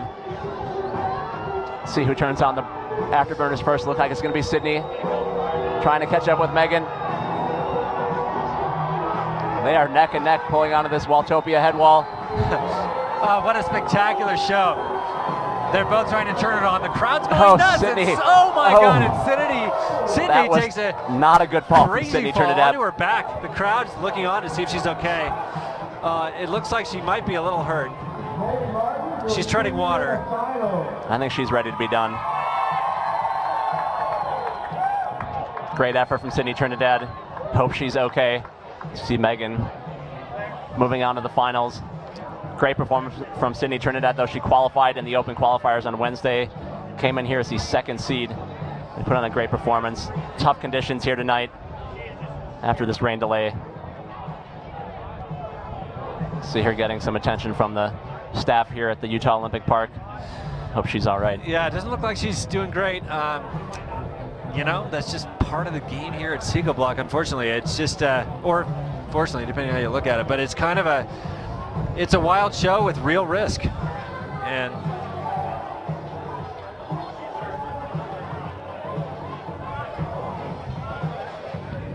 Megan's laughing anyway. She's happy, if not freezing cold. Megan's going to dry off. All right. Let's go down to Nina, who's with Megan. Despite all the cold and rain, you are still laughing and having a great time. Would you say that you're one of the more fearless competitors? I really like the wall. I like the water, so I'm not too scared, but I'm definitely pumped. I'm a boulder. I was like, okay, I'm not gonna go to the top of the wall just because I'm pumped. Would you say this wall is more of a bouldering or lead climbing experience? It is more like bouldering, but it is still really tall, so I'm definitely getting really pumped. So I decided I should try and save a little bit of energy for the final round. Hopefully I can make it all the way up there to the top. Be psyched. Nice. Well, let me tell you, my money's on you, so better not lose, right? Good job. We'll see you in the next round. Thank you. All right, thanks, Nina. It's going to be Charlotte Durif and Megan Martin in the finals. You know, Brian, at the beginning of this, I would not have guessed that either of these women would be in the finals. This is awesome. Things have definitely been turned on their head. But also not surprising to see either of them make the finals regardless of the conditions. Charlotte. Now, speaking of conditions, I'm still seeing rain. Rain once again now blowing in the lights here. There's some wind. There's a light dusting of rain. Not so much that I think we're going to be too concerned yet, but sure enough, these holds are not getting drier like we had hoped. Looks like we're going to get the men's bracket started here while the women rest for their final. We're having a little exhibition right now. Some of our adaptive climbers.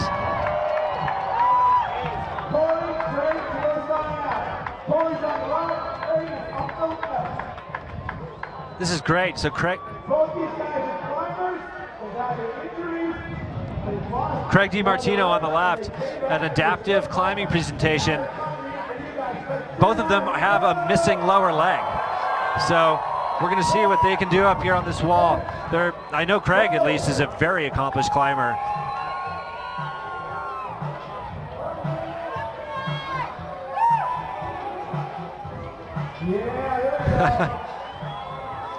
Once again, we're kind of letting the women rest for their finals, and this is a really cool deal here. We're seeing what two guys without a lower right leg can do on this wall. And we've already seen these guys in real life climb just as hard as anyone else on rocks, so I imagine they can do that here as well. Oh. Slip there on the right route.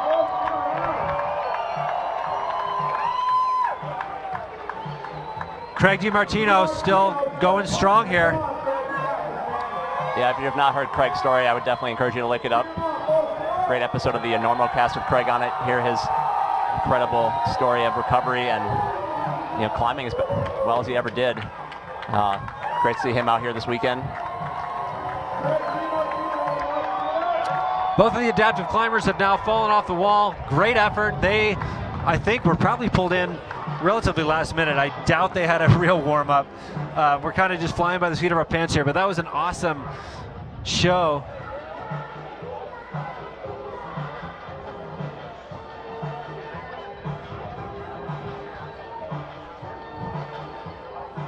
So we just got word that we will not be doing our regular halftime show, which actually the adaptive climbing was supposed to be during that. So that's why we just had that. After the women's final, we're going to just roll right into the men's. See Claire and Sydney relaxing in the hot tub. Probably feels pretty good right about now.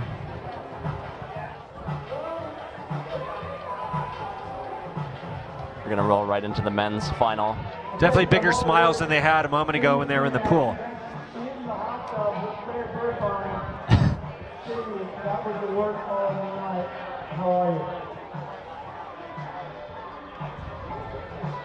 What you're seeing in those lights is actually like a mix of rain and bugs. We take a look at our bracket, see our final matchup, see how we got here tonight. It's been a long evening so far. Those first couple matchups feel like they happened yesterday. Yeah. But we're going to get this final in one way or the other. Yeah, back when we were just wearing t-shirts and the sun was out. But yeah, this last one, man, this is going to be crazy. Charlotte Durif and Megan Martin.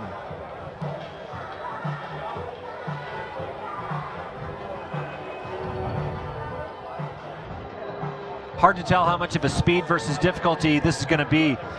If it's anything like Charlotte's last go, they'll just be trying to stay on the wall the first half and then have to turn it up.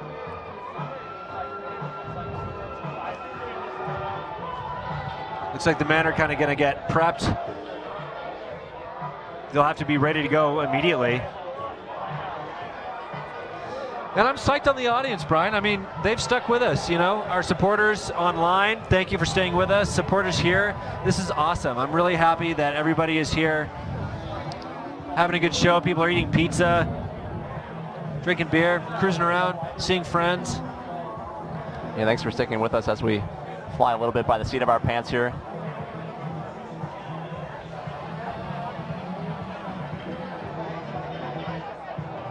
As we get a look at Charlotte Durif. Can't really understate her resume, Chris. Charlotte is a multi-time French sport climbing champion. She's won American national sport climbing 2 years ago in Boulder. She's one of the best female climbers in the entire world. Yeah, her outdoor resume is equally badass. I mean, she's done a lot of 514s, some mid to upper 14s, and that's just something that very few women have ever done. And we were wondering how her style would translate to this format where you want to be strong, but you got to be able to move quickly, and she's shown even at that last round after the rain, she's able to move very quickly, even in unideal conditions. You can see the flames on either side of the wall there. Those are the heating lamps for the climbers. What about this matchup, Chris? Do you think that Megan can keep pace with Charlotte? Because obviously Megan knows that Charlotte can go to the top of the wall. Think Megan can keep up with her? That's a tough one. Judging by how Charlotte climbed against Claire, I'm guessing that she's going to be faster, honestly. But what's cool about right now is that anything can happen. One of them might slip unexpectedly down low. This is really kind of a tense deal here. I'm excited. Looks like we are going to do the women's final first, so we're not going to roll right into the men's.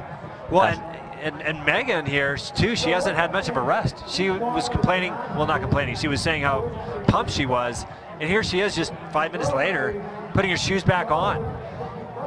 That's got to be a disadvantage because Charlotte's had quite a bit of time now to rest. That's a good point, Chris. It is difficult in this format that, there's only a little bit of time to rest, and you have to be able to climb repeatedly, hard 512, easy 513. Megan's shivering. Over the pool. Yeah, and it was funny too, Megan pointed out, I'm just a boulderer. Like, I'm not supposed to get to the top of this wall at all. So I think she's thrilled to just be in finals. I'm certainly hoping to see her get to the top again. Climbers are going to get ready, trying to keep their shoes dry. Hopefully she had a dry pair. Yeah. Wait. Many of these climbers brought several pairs of shoes so that they could always change into a dry pair of shoes in between rounds. Climbing with wet shoes on, not so fun.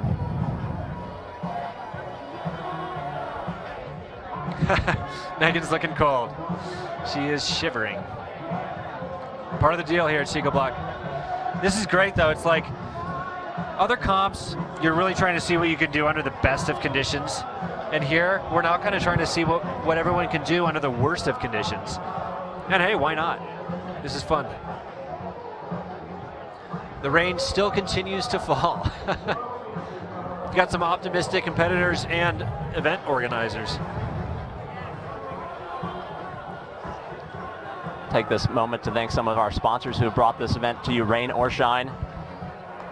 Gold level sponsors Sanook, Cliff Bar, the North Face, Petzl, and Waltopia. Without their support, this broadcast, this comp would not be possible. Definitely keep them in mind as we watch this final round. They are what's making this happen for us. And this is it. Whoever wins this round is the female champion for the 2015 Psicobloc Masters. It's anybody's game here.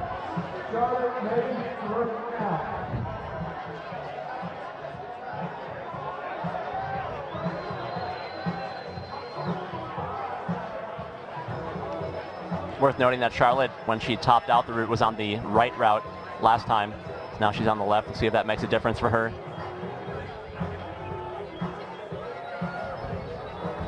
Sounds like things are still pretty wet down by the wall. Sounds like their shoes they just kind of start off wet. I think it looks like they both know that it's going to come down to speed. This is it, Chris. This is the final, the 2015 Psicobloc Masters for the women. Charlotte Durif against Megan Martin, and Megan out to an early lead, but we saw in the last round, Charlotte has closing speed.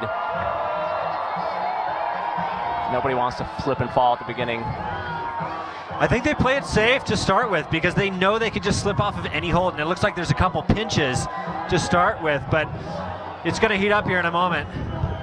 Yeah, I think we'll see is once they get to the steep part, they're going to turn it on, start going for broke, start going for that $5,000 first place prize.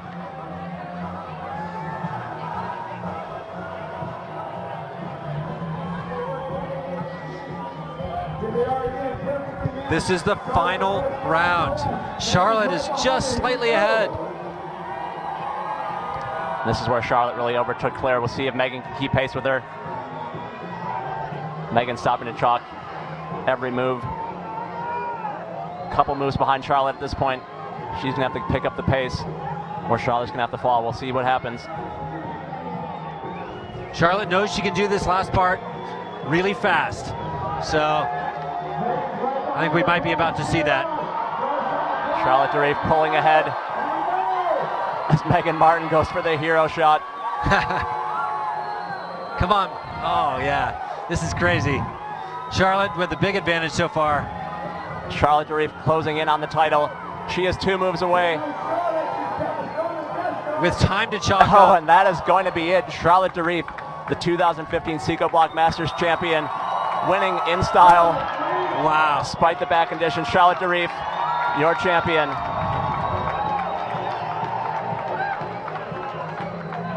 What a crazy, crazy competition. Another sort of dark horse, really, for an American comp. Charlotte Durif coming over and sweeping Psicobloc. That's amazing. And Charlotte qualified in the Open Qualifiers Wednesday. Beat this incredible women's field.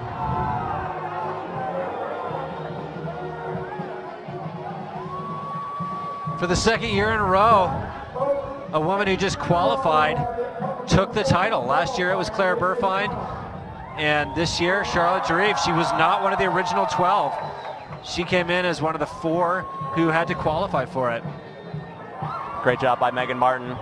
Now she's going to be very pleased with the second place finish. Yeah, I'm certain that for Megan, finishing second place was just a big deal. Like she said, she's a boulderer. She didn't expect to top out the wall, and here she was, second place. Yeah, she adapted really well to these difficult conditions. About an hour-and-a-half rain delay that we just got out of. See Megan give Charlotte a big hug there. Megan, always one of the most gracious competitors on the circuit. Permanent smile on her face. Yeah.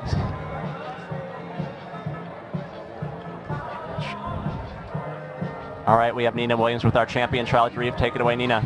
Charlotte, that was an excellent performance. I've just got word that at first you didn't expect to get to the top of the wall, but now you find yourself in first place. How does it feel? It feels great. Yeah, I was always scared with the beginning of the route, especially because the holes are wet now. So I always climb super slow at the beginning, and then at the end I know that I can run. So I just did it, and it went all good to the last round. So Did you feel any pressure from Megan, even though she wasn't quite beating you the whole time, but she was pretty close on your tail? Did that make you speed things up a little bit? Yeah, it did. Totally, yeah. I know Megan, and I know that in those kind of even, she can crush it. So it totally made me run even faster. Nice. Well, that was a really good race to see. Congratulations on your 2015 first place winner of Psicobloc. Yeah. Nice job. All right, thanks, Nina. Congratulations again to Charlotte Durif, your 2015 Psicobloc Masters champion for the women. Megan hops in the hot tub there. And now we'll move on to the men's field. Normally, the men's route would have changed. I don't think that that's going to happen at this point. I think they're just going to have the men climb same route as the women. Women warming up in the hot tub. And Charlotte, the new champion. That's amazing. Charlotte Durif from France. Already signing autographs there. That's how we do. Take this moment to thank the rest of our sponsors that are helping put on this event. Black Diamond, Goal Zero, Infinite Scale. Also support from Adidas, Climb Tech, Evolve, 510, Friction Labs Chalk, Hippie Tree, and Nutrix. Thanks to all of the sponsors for their support and helping make this event and this broadcast possible. And thanks to all you guys out there for watching.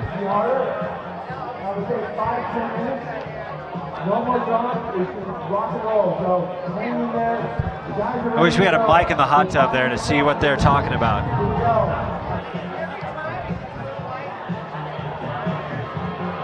Sounds like we're in for a little bit of a break here before we get the men's field up and running. It has stopped actually raining. I think the sun could come out at any minute here. Almost. Yeah, that would be a miracle.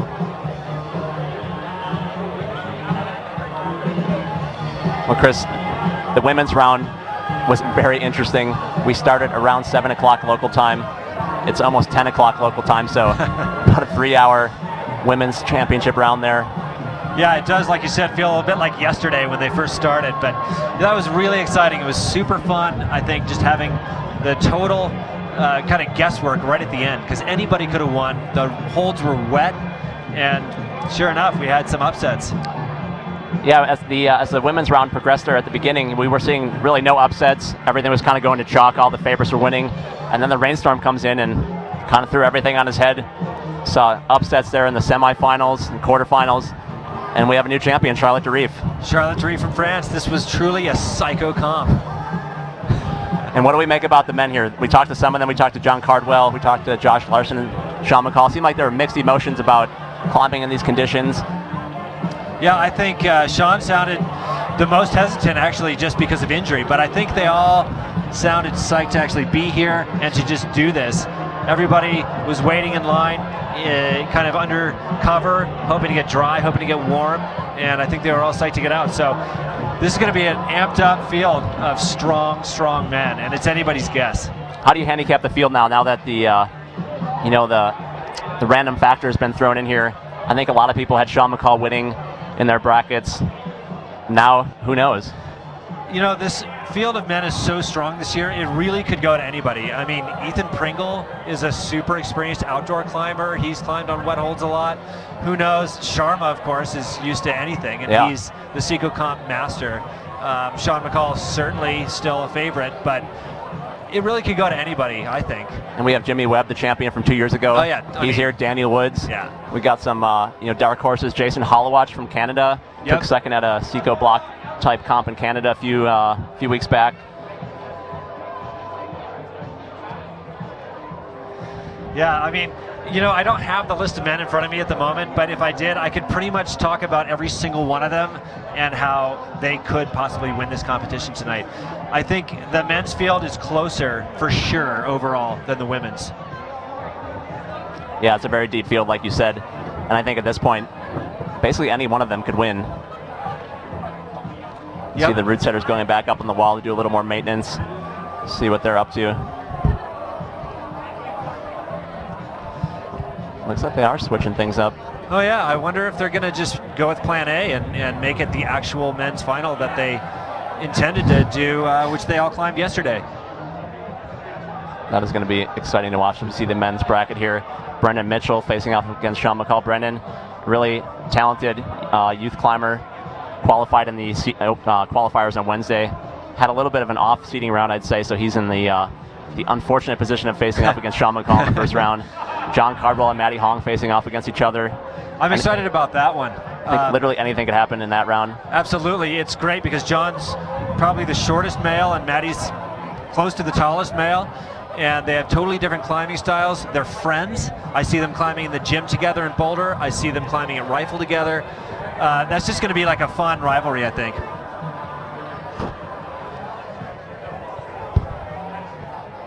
While we wait for the men to get started, we're going to be joined by the women's champion, a very cold-looking Charlotte Durif. Charlotte, welcome. Here, so if you can hold this. Hold it really close to your. Yeah, there you go. All right, so we've got Charlotte in the booth. You just won the 2015 Psicobloc Masters. How do you feel? I'll tell you tomorrow morning. Right now I'm like super cold and super wet from the rain, so like it's hard to realize probably, but yeah, everybody's super excited. Like the crowd is crazy. There we go. We'll start that again, I guess. Yeah. Sorry about that. So yeah, you just won the Psicobloc Masters 2015. How does it feel now that you're down, other than being cold enough that you're shivering? Yeah, I'm shaking. It feels good because it was not expected at all. Like 2 days before the comp, I was like, do we go? Do we don't go? So it feels great, but yeah, I'll see tomorrow morning because right now it was like more climbing on wet holes and stuff, so it was not like as much fun, but the crowd was crazy behind us, so that's cool that people stayed. Yeah. And what was the climbing like up there? How did the holds feel? It felt harder than the previous round, for sure, because it was humid, not super wet, but still humid, so you would chalk up more to be sure that you won't pop, but it was not too bad. The beginning was harder because the holes are really bad, and because it was a little humid, you like to go really slow. How did this feel from other comps that you've been in? We know that you're a very accomplished competition climber, but have you ever done a comp like this before? No, definitely not. It's my first climbing over water comp, which was cool. It was really exciting. When you climb, you don't really think about it, but when you have to jump from the top, you're like, oh, I wish I didn't climb. That was nice. Like, for sure, a great show. It's more than a comp. Well, I'm super impressed that you were able to win this competition, especially since this is your first time climbing over water. What an awesome way to go. I mean, we got a chance to climb on this wall last year, and I've done a little climbing in Mallorca, but it is terrifying. So you adapted really quickly. That's impressive. Yeah, and the ladies were ready for it. So it was like big crowd of good climbers. So I was like, I'm even more happy about that. It's like a crusher. Yeah. Well, that's awesome. I'm so psyched that you won this competition. Thank Big you. congratulations. Thank you very much. Congratulations, Charlotte. Thank you. All right, thanks, Charlotte. And yeah, go get warm. We'll give you a chance Yeah. to dry off and get warm. Thank you again for being here. Thanks to Charlotte Durif for stopping by as the rain has unfortunately returned here to Park City as we roll along with It our really has. final round coverage. It's not really what we were looking for. Wow, yeah, it's actually pouring rain again. I wonder what they're going to do with the wall. I mean, they're halfway through stripping the wall of the female additional holds. Gosh, with this kind of rain, they may want to leave them on. If they're even going to go on, we'll see. We have not had official word. Nice job, dude. Just saw Craig DiMartino come by, and he gave us a little update. Craig DiMartino having gotten the highest in the adaptive climbing exhibition. That was really cool.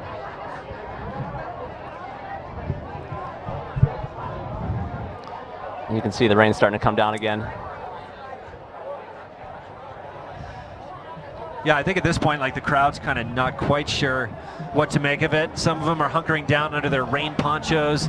Others, like us, are just simply taking it, getting a little wet, doing it for the cause. Cameras are still working, some of them. Yeah, we'll see. It's about to get weird out here. Music's turning up.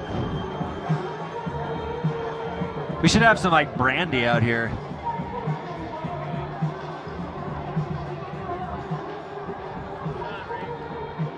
So what it appears to be is that they stopped taking the holds off right near the top of the wall. So where one of the cruxes is for the men, which is right at the top near that Death Star hold, it appears that they've left those holds on. So they want to make that maybe a little easier / safer. Who knows?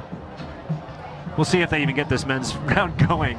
I'd be a little surprised in this rain, but hey, man, we've come this far. Can't stop now. And if the women's round only took, what, 3 hours? Maybe we'll be taking this to 2 or 3 a.m., baby. Oh, I'm ready. Just roll right into the after party. See Chris Sharma taking a look at the wall. Well, before the comp, Sharma was certainly one of the advocates for just running the men's comp on the wet holds of the women's route. Why not?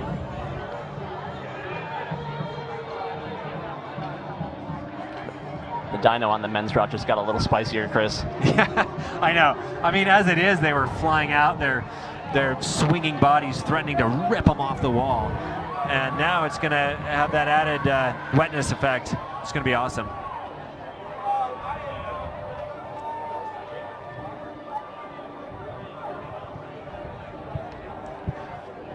No, good thing we have our TNF rain jackets on here to keep us dry.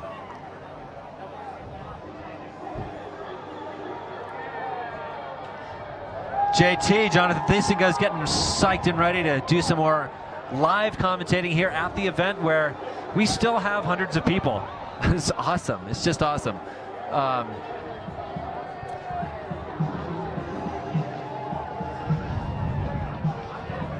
Here we are. We've gone back into weatherman mode here, Chris. And it's raining.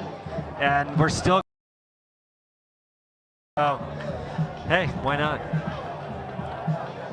Looks like they're changing the routes somewhat so that the men are going to be competing on kind of a slightly easier females finals route. They left some of the holds on top of the wall, and we'll just see how that goes.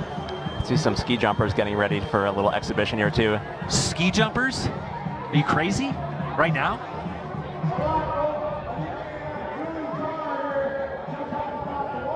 We are here at the Utah Olympic Park in Park City, Utah. This is where they do their ski jump training. It's not just a climbing pool, as cool as that would be.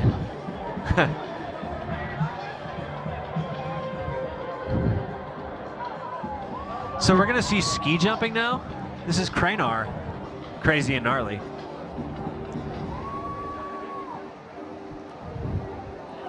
See them aerate the water to make the landing a little more palatable for these jumpers. And there's we just had a quick shot there at the LT11 booth. All of our warm and dry people. Sweet. So looks like we might have somebody jumping off the top of the wall. Nobody's sure yet. It also looks like we have some skiers prepping. Shit's getting crazy here.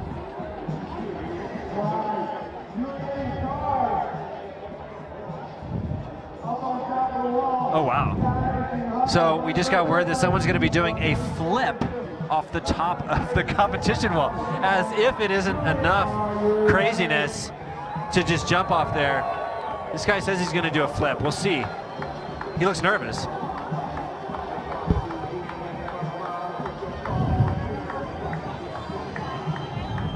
Who is this guy? And why is he here? I don't know. This is good, though. Locally here, the street headwear. You don't have one of these, one of the hats. Get up into one. Come on, Julian, shoot some air. Julian Carr is the guy that just stripped his shirt off, getting psyched and ready for supposedly a flip off the top of the single. Has this guy done this before? This is not safe. Good thing we've got a cheering crowd and a scuba diver in wait. All right, here he goes, I think.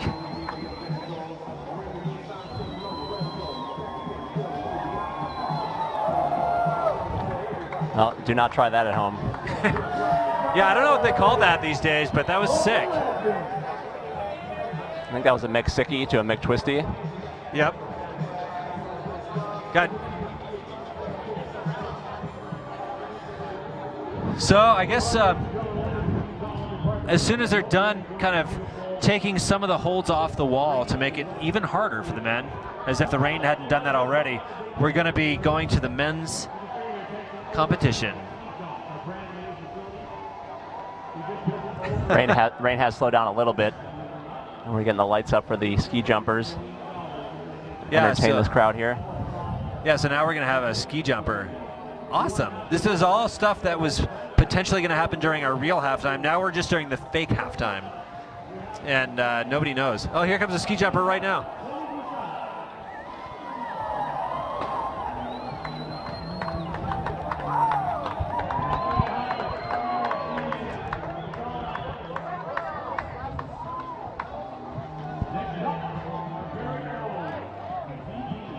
I want to see some flips.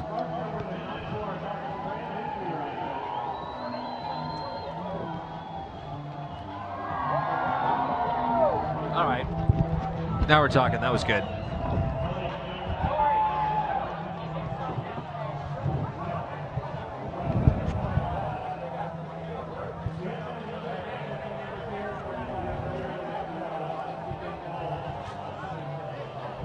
Seems like a good time to thank the entire Utah Olympic Park for hosting this event.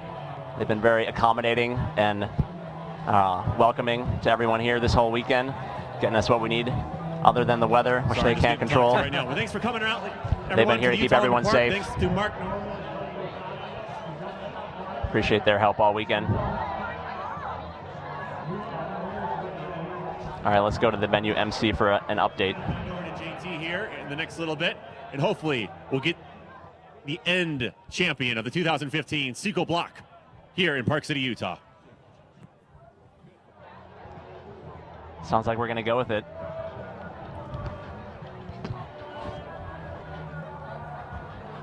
We're doing it live, Chris.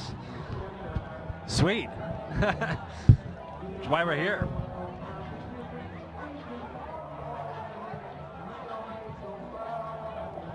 They're still taking holds off the wall to make it harder for the men. I wonder what the men are thinking right now. I guess they're just trying to get psyched.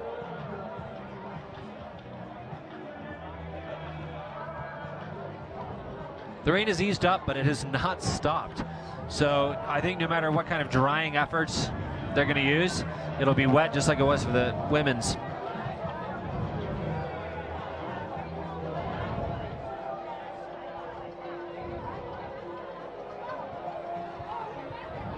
I got to say, though, I respect the efforts here. I mean, the show must go on, and we're proving that tonight. Everyone doing their best to make sure that we can complete this as fairly as possible. Obviously not ideal by any stretch of the imagination. Never a bad time to do a little maintenance. Spanish style. Definitely have to give a thanks to our route setters, Danny Andrada and Stephen Jeffrey. Here's what's happening. The men are going to go on the routes, and it's going to be the men's route up to a lip, and then it's going to be the women's route because the top's all slopey. Everybody's concerned about injury and bad falls, so it's just going to be a full-on drag race when they hit the lip. Yeah, the dyno's going to stay. Hanging in there, you guys. Because your broadcast is fucking smoking.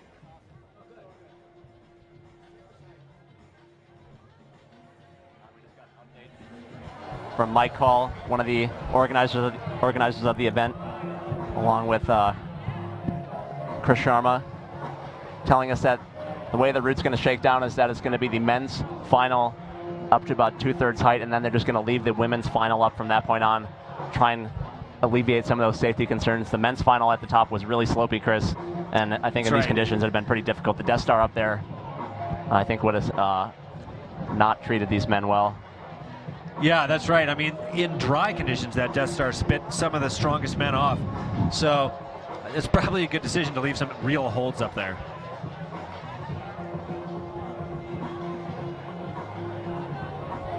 Meanwhile, at the venue, there's music pumping and people are psyched. I think the after party just kind of started in I the know, middle that's of the comp. awesome. So we see Daniel Woods and Ari into Kock kind of eyeing up the route, talking things over.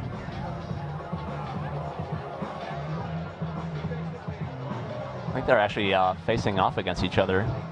Oh, are they? Yeah, I think you're right, actually. I think you can definitely throw out your bracket for the men's side. It is not going to go to chalk. You guys hanging in there? All right, they made the changes to the road. Wall is still dripping. The guys are going to go. Yeah, it certainly does look like the after party started. There's some disco balls going up. It's good stuff.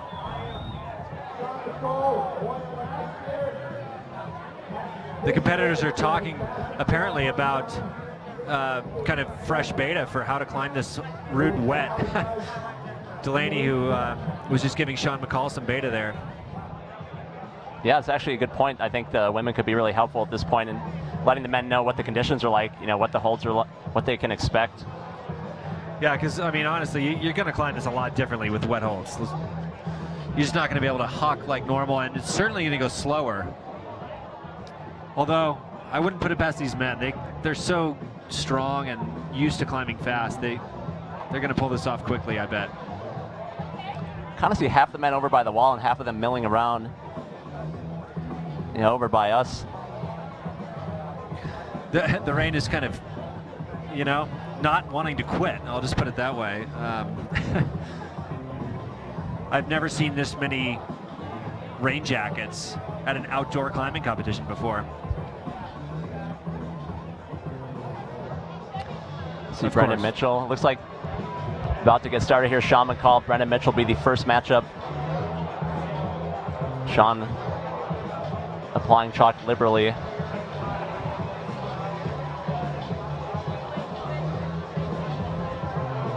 Even though Brendan qualified in 16th position in the seeding round, I think that does not indicate his true abilities here. He could definitely knock Sean off right here and throw this whole thing on his head. Yeah, that would be quite the upset here.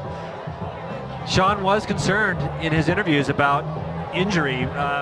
He didn't really mention injury from falling, but more like tendon injuries on the route. And that's a valid concern.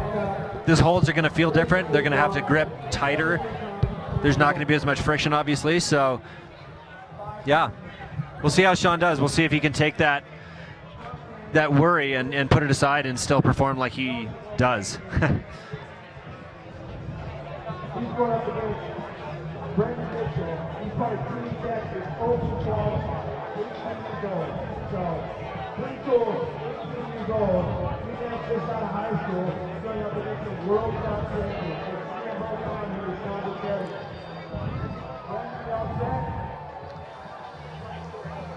Here we go, Chris. The men's half of the 2015 Psicobloc Masters. The first matchup for the men. That's right. Sean McColl certainly favored to win in this matchup. We're running the first place from yesterday, Sean, against the last place, Brandon Mitchell, yesterday. So one would normally kind of assume that Sean had the advantage here, but again, in these conditions, you never know. So watch closely, because anything can happen here at Psicobloc.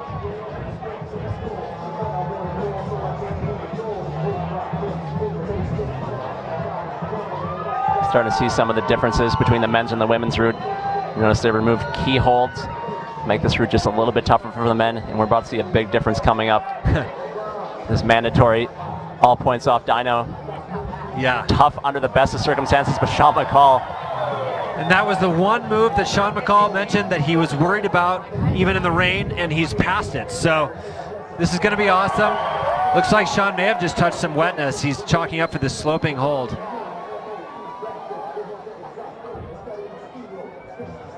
And this is actually a new section for the men. These holds got altered a little bit between yesterday and today. So we'll see if Sean, looks like he's able to make the sequence work the way they did yesterday. Sean McColl making it happen under the lights, under the rain here in Park City, Utah. And he'll be happy to find those better holds still left up from the female competition here at the top. So this top part is much, much easier than what they did yesterday.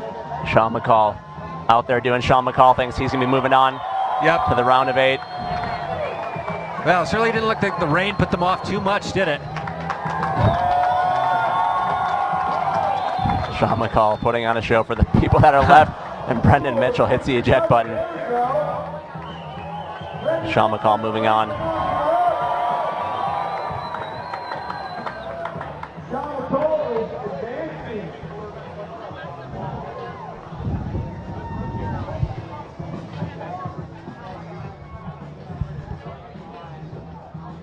There's Brandon Mitchell, probably pretty psyched that he got that high up against Sean McColl. And you can see the rain pouring in the background. This is what these guys are going up against right now.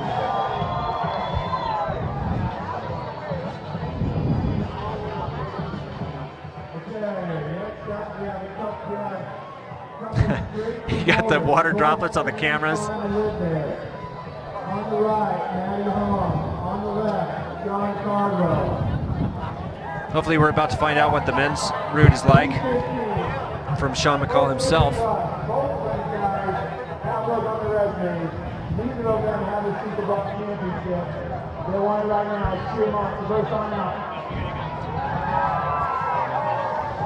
Expressed a little concern about injury earlier. Oh, sorry, we're not on yet. Sorry, Sean. All right, Nina's with Sean. Go ahead, Nina. All right, Sean, that was an excellent performance. I know a little earlier you expressed some mild concern about injury, but you look pretty confident up there. Do you still see yourself as #1 on the men's podium? I hope so. I felt really good, and yeah, I was really worried about people getting injured. And for me, the athlete's safety is the #1 concern, and they're very well aware of that too, which is good. The holes are considerably more dry than I had envisioned, so it's okay. They kind of changed up the route right at the top. That's why I got a little bit nervous. But in the end, I think it's going to work, and it's still pretty scary up there. Well, it's really thoughtful of you to take into consideration everyone else's safety, but even despite the dangers, you took it all the way to the top. So hopefully we'll see you at the top and the end. Cool, thanks. All right, thanks, Nina. And just like that, John Cardwell sends Matty Hong to the showers. And John himself fails on the dyno. I'm not sure how committed John was to that, since he had just won the round already anyway. Yeah, I think he knew he didn't need to do that. But yeah, Matty hung off pretty early. I'm a little surprised about that one. I think the same thing happened to Matty last year. He's got to get his head in the game. John Cardwell's going to be moving on. That was a fun matchup. Matty and John are good friends. I know that they were looking forward to that. I think we'll probably get our next pairing out there as quickly as we possibly can. Going to see Matt Fultz there, climbing out of Idaho. Yeah, I think the event organizers here are really trying to get this moving just because there is a still steady rain. So we're going through it quick, and I think it's great.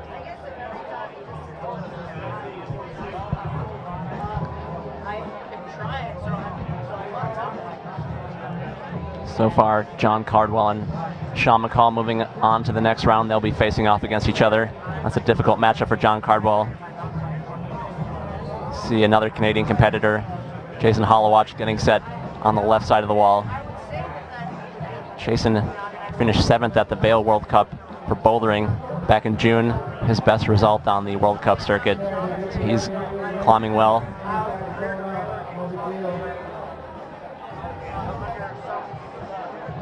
Matt Fultz, one of our younger competitors for the men. It appears to be snowing in the background. Look at that heavy rain now. But Sean did say that the holds are a lot drier than he expected. So I don't know. Hopefully it'll stay that way. I don't know. Yeah, during the rain delay, the rain was kind of coming in sideways into the wall. Now it's kind of coming from behind the wall.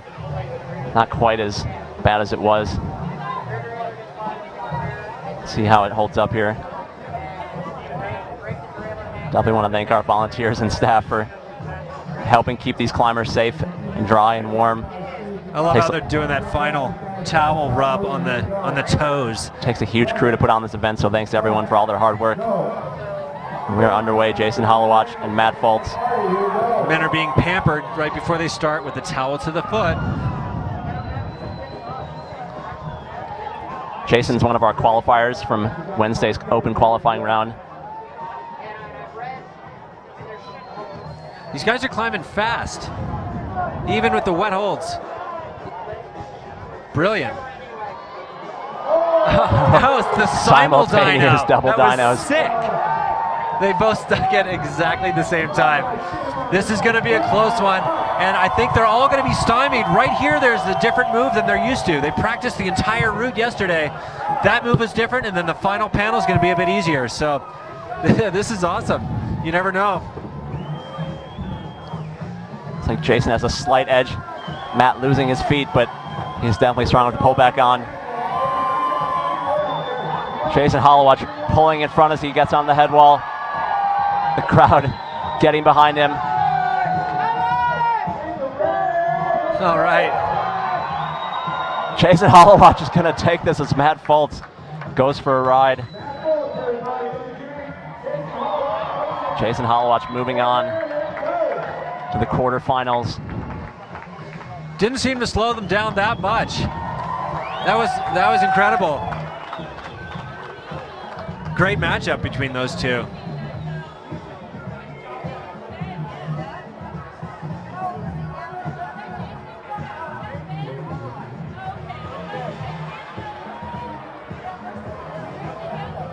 Still a sizable crowd here hanging out at the Utah Olympic Park here in Park City, Utah. Brian Reynolds and Chris Widener hanging out with you all night here until we get this comp finished. That's right. Having a good time here. Just me and Climbing Art kicking it in the rain. Just another Friday night, Chris.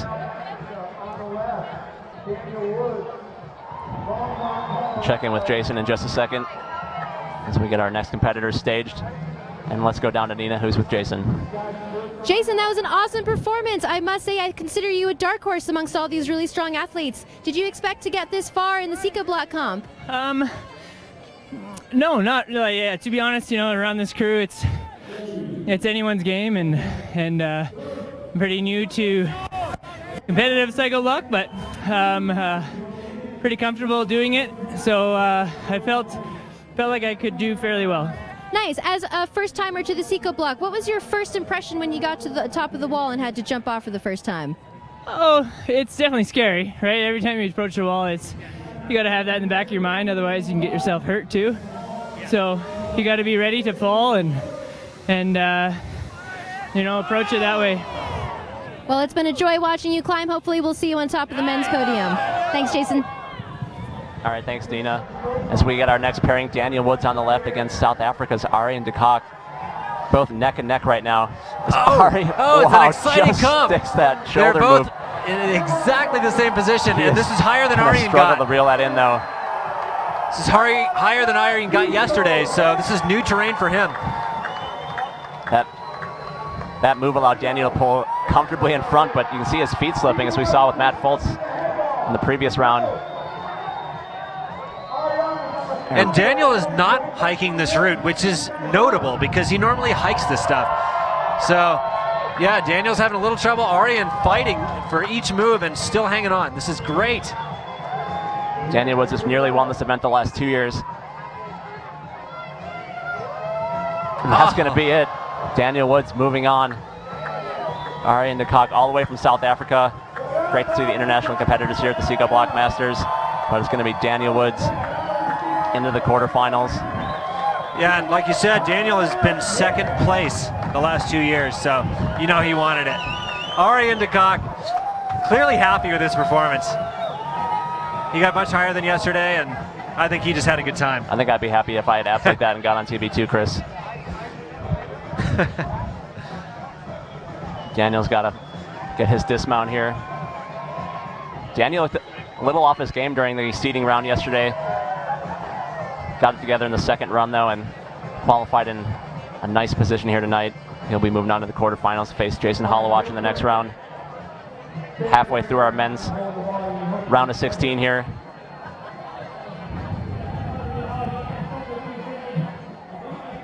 Getting our next competitors right out in the staging area there.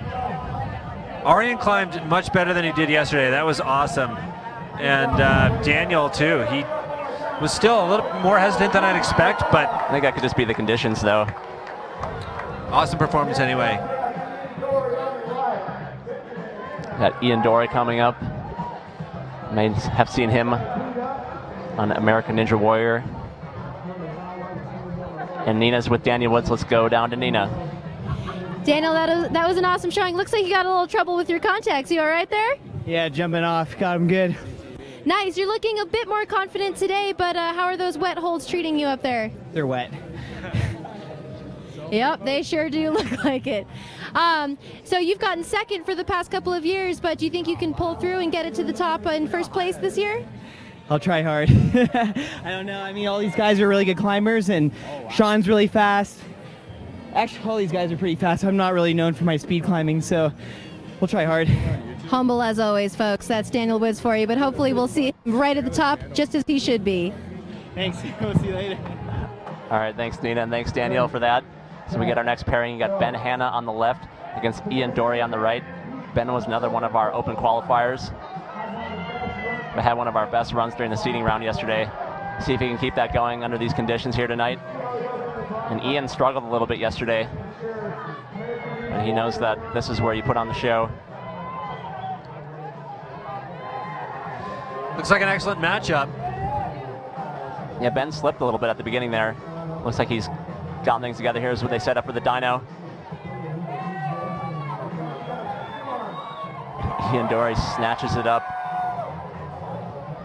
Wow, yeah, Ian really pulling ahead quick. Benjamin but they recovering. both stuck the dyno. Yeah, Benjamin slipped the first attempt and recovered nicely. Pull even with Ian Dory. These men are giving it all on this wall, Chris. I love it. I mean, this is it. This is the finals round. So, like, these guys are just giving it their all, every move. If they fall off before the next competitor, they're out of the game. So they are just really giving it their all, trying to get to the top of the wall first, and it's anybody's game in this event. Yeah, neck and neck. Ian Dory slips, going to that next hole to see if Ben can stick it. And just like that, Benjamin Hanna going to be moving on to the quarterfinals. Oh, wow. Very impressive. And he probably wants to finish this up, even though he doesn't have to, so he knows the top, because they all know that the top has changed. It's gotten a little easier. He's probably making the smart choice here, going to the top and getting ready for the next round. I kind of thought Ian had it there for a while, but sure enough, I'm sure those sloping holds at the top that are also wet are not easy to cling to.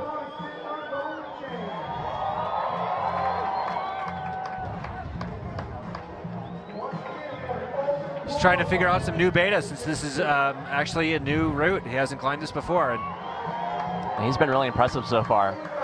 He has been. I've been really impressed. Yeah. He's definitely a contender, I think, at this point, Chris.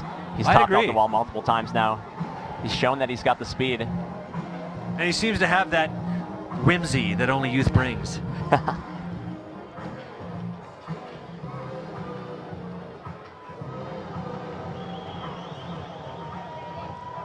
Looks like he's going to do the sitting dismount.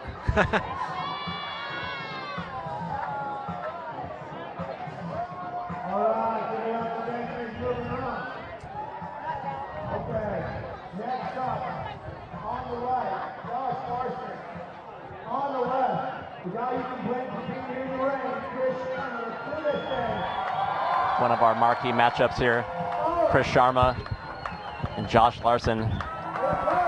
Chris, I love obviously watching one of Sharma climb. the most famous climber. Yeah, we even got a kind of a signature scream from Sharma in yesterday's first round when he did not make it to the top of the wall. I'm hoping we get to hear another Sharma scream. I just really enjoy, who doesn't enjoy watching Sharma climb? They're not watching now if they don't. See, Josh coming out fast. Yeah, I think Josh is going to give him kind of a run for his money here. Josh qualified on Wednesday. Not surprised to see that he made it into the field. Got that combination of strength and fearlessness that you need at the Psicobloc. Yeah, these guys are both fast little monkeys. Feet flying more than we've seen yet in this comp. The rain is pouring harder than we've seen yet, and yet they're still going for it. This is awesome. Chris Sharma pulling out in front, but they are going move for move right now as they pull onto this head wall. Either man could win, but Chris Sharma pouring it on as the rain pours on here in Park City. You know those last holes are soaking wet. Chris and Sharma does it. Going to be moving into the quarterfinals. Great performance from Chris. And Chris Sharma on top of the wall in the pouring rain. Josh wanting to finish anyway. Like Claire said, the top of the wall is actually pretty wet, so Josh being careful. Oh, that's just great. Josh just looks relieved. Yeah, these guys get to the top of the wall, they're soaked. It's not from the water. It's not from a dip. This is from the rain, people. Audience is starting to shift around to try to find some cover, but they're not leaving. They're definitely not leaving. And neither are we, Brian. We're not going anywhere, as we have one more matchup to go in the opening round of the men's final. See how this weather plays into things. We'll obviously keep you updated whenever we hear, and that was a close one. Look at that rain just dumping into the pool. You know, we had to cancel it earlier for some, or delay it anyway, for some lightning. Fortunately, we're not dealing with that, but look at that. This is like Hollywood here. This is Hollywood, people. It's getting biblical out here.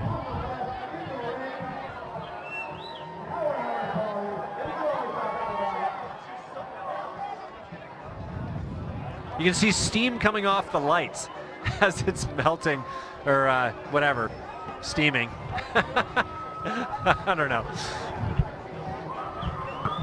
All right, we got Nina Williams, who's down poolside with Chris Sharma. Nina, take it away. Chris, that was sick. I must say, did you feel just a tiny bit of glory topping out on this wall in the pouring rain?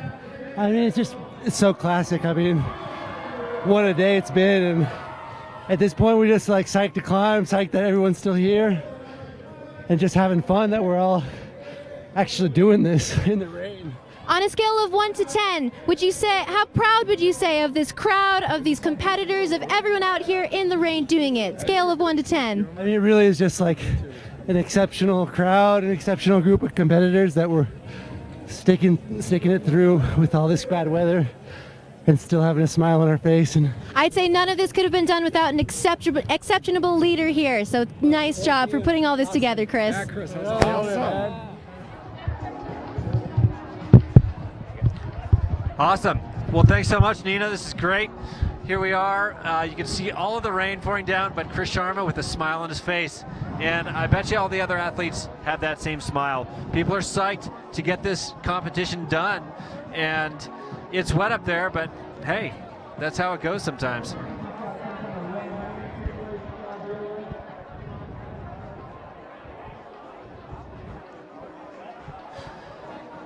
Rain still pouring down. You can see it in the lights. I think they might be kind of figuring out exactly how they're going to do this. It appears that we're just going to keep pressing on. Next up, it looks like we have Ben Tresco and can't quite see the other one. Yeah, I can't quite see over. Good shots at the conditions out there, though. The audience, though, is still here. It's worth pointing out that people are still sticking around. So Ethan Pringle versus Ben Tresco. I'm excited to watch these guys because both of them climbed super well yesterday. Confident they can both finish this wall easily. Of course, you never know with the rain, but yeah, these guys are really fun to watch. Ethan Pringle, of course, fresh off of climbing 515B. And Ethan has a lot of deep water soloing experience. He's used to climbing over water, so that's not going to scare him. See how this dyno goes in a full-on downpour. Ethan charging out in front.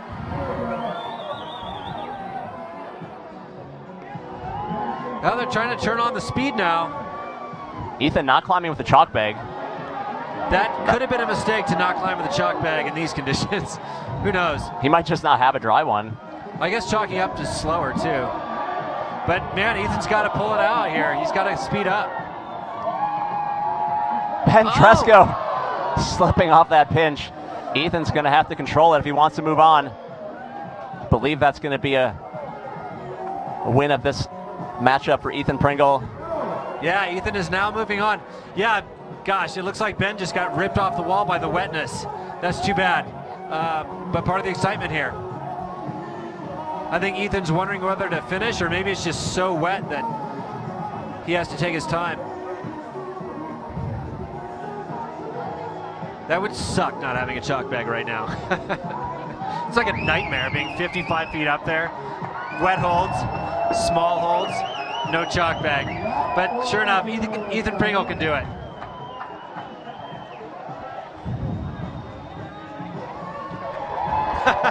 Victorious.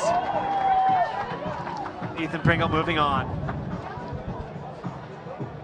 In my opinion, he's a real contender for this whole comp. Yeah, no doubt, Chris. I think we have one more matchup here. That's a great shot right there of water running off the wall. We're no longer, oh my God. Ethan Pringle is just stripped down to his little tidy yellows. That's hot, I gotta say. What is going on? It is after 10 o'clock. Who doesn't want to see Ethan Pringle in his underwear? There's a first time for everything at the Psicobloc Masters, Chris. Yep, never seen a guy take off his shorts at the top of the wall before.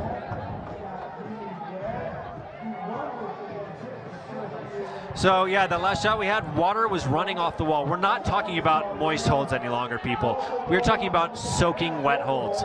And this is definitely going to change the game. But Chris, these guys are climbing wet 513. Like, it's not that big of a deal. That's a good point. Yeah, we've gotten word that this route is probably 513. Well, certainly 513, just not sure which letter. When it's wet. But when it's wet, it's a different deal. You know, this kind of reminds me of a snow day in high school.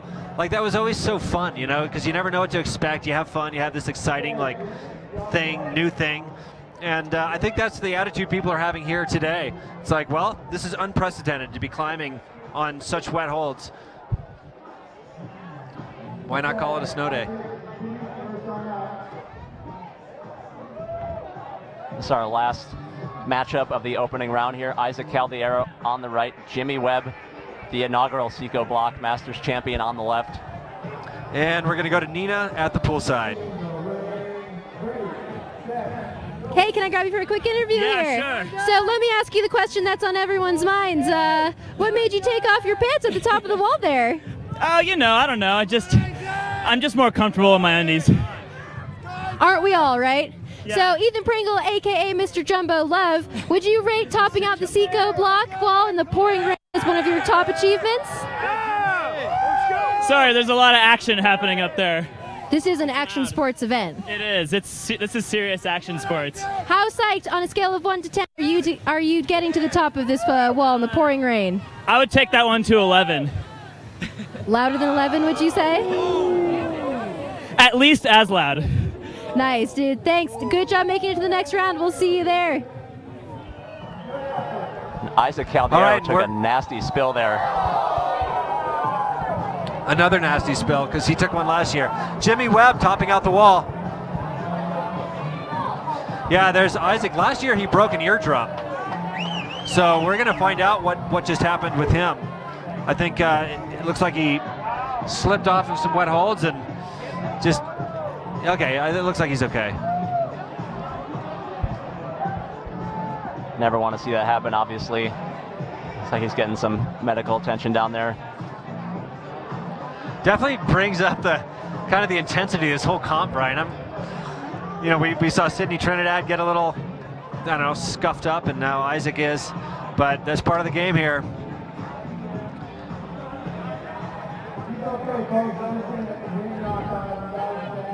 Sounds like he just got the wind knocked out of him.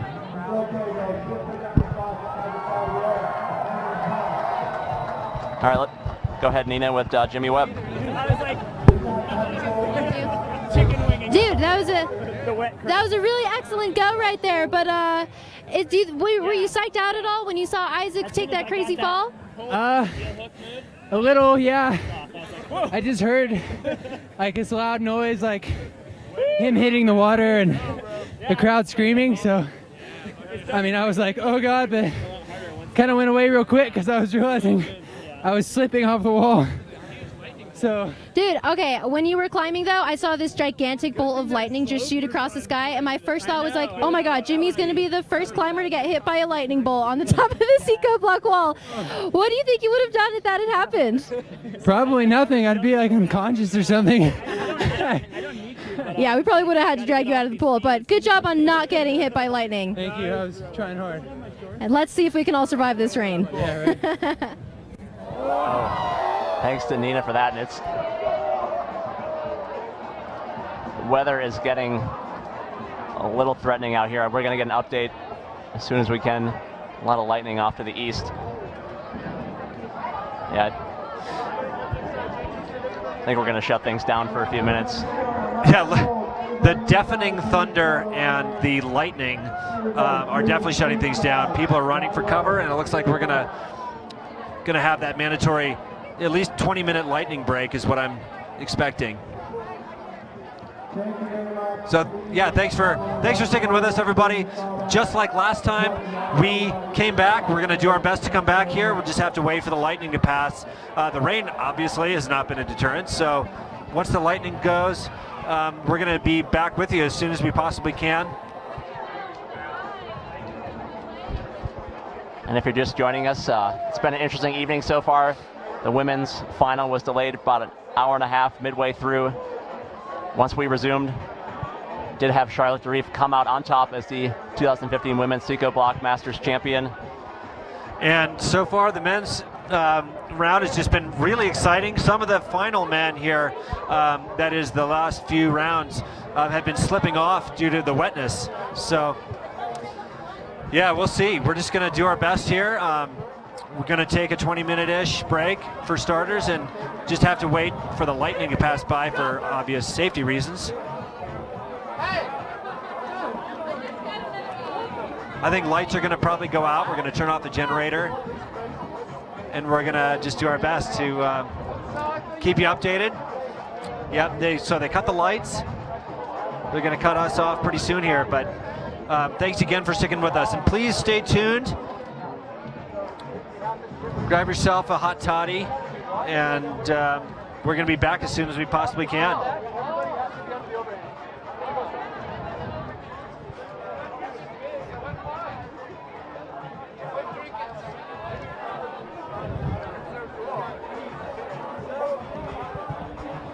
Yeah, they're sending everybody under the awning right now, just making sure everybody stays safe because the lightning is an actual threat at the moment, especially with this enormo pool here.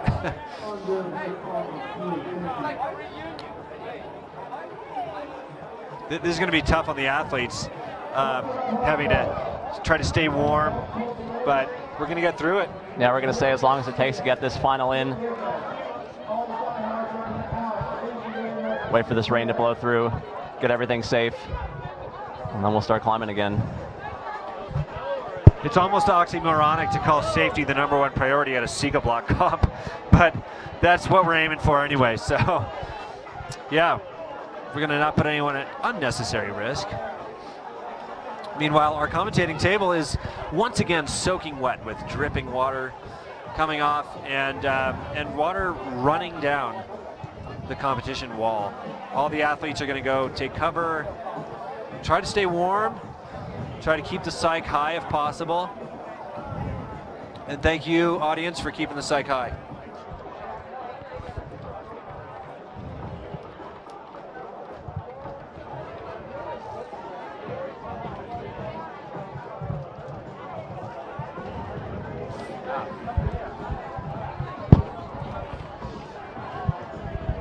Are we off?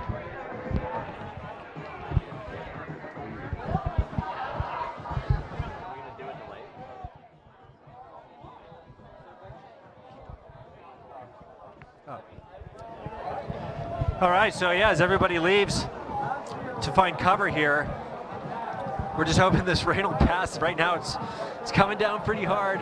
I haven't seen lightning in a couple minutes, but yeah, just please stick with us if you can, and we'll just keep you updated on what they're deciding. What an exciting event this year, though. The rain and the lightning has just made it kind of even better in a way. It's made things pretty psycho. That's right. That's for sure. Namesake comp, baby.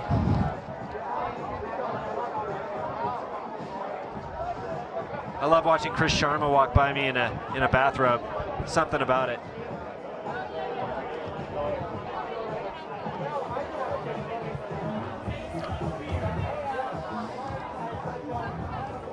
Music's turned up. Hopefully some dancing somewhere.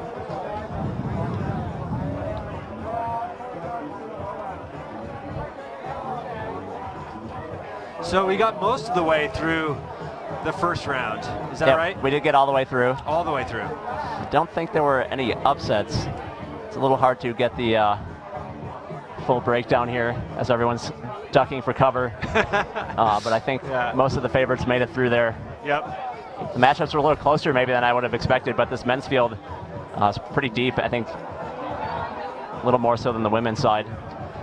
Yeah, I'm excited to check out the quarterfinals. Hopefully we'll have a chance here, but yeah, that was really cool actually. Like you said, it was a really close contest between Sharma and his rival, and then some of the others.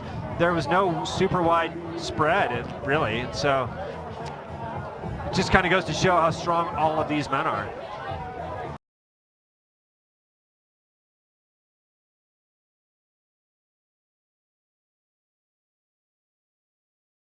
Together.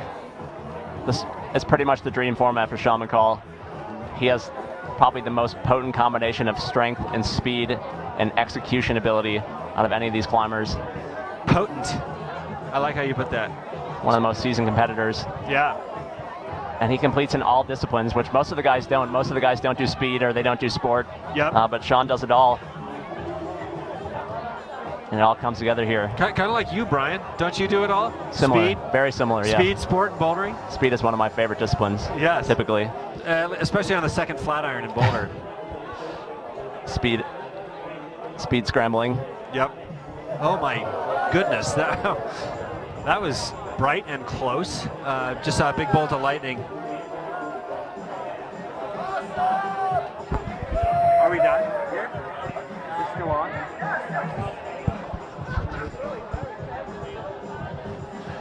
I'm getting laughed at by the LT11 crew. There goes.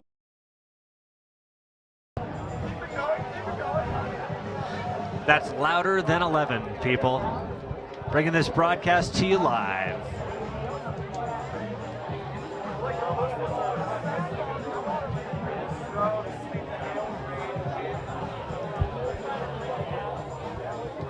Definitely want to thank the entire LT11 crew. Jordan Shipman, John Glassberg, Josh Ewell, making the pictures happen. Mike the Sound Weidberg, making the sounds come at you. Yeah. Making sure you can hear us. Turning on the microphone for the secretly the most for the difficult interview job. and when we didn't. Want to thank Nina Williams for her help this weekend. Nina's been rocking it as always. Thank my wife Amy for her help as well, helping moderate the chat room. That's right. Help us get everything organized and out to you. I think the pool's getting starting to overflow. It's actually filling with rainwater and spilling over. This is not a light rain anymore, people. This is a downpour.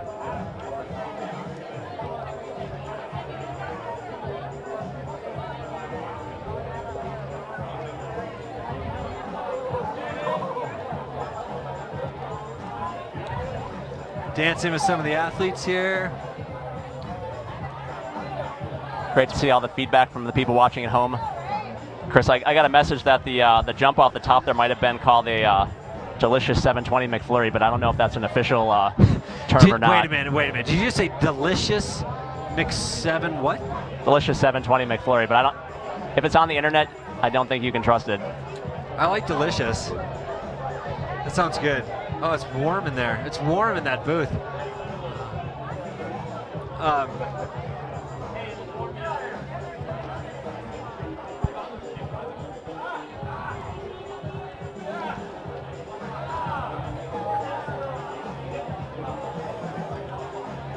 Only the flames of the warmers are. It's kind of like the Olympic torch over there. Yeah, we're passing the Olympic torch. Hopefully we will be passing the Olympic torch in 2020 as climbers may get into that that event. We really hope so. For now, though, we're going to have to stick with kind of the nitty-gritty of competitions like Psicobloc. This would be a pretty fun Olympics format. I think this is what it should be like in the Olympics. This is sick.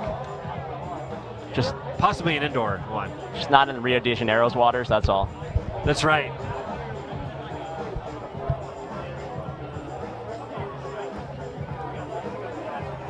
Yeah, so right now I think the competitors are kind of in the back room. They have a nice food spread. They got M&Ms, sandwiches, and they're just trying to stay warm. And we're just out here trying to do our best for this broadcast. And I see a bunch of the athletes inside talking to the organizers, maybe having some official conversations in there about what they're going to do.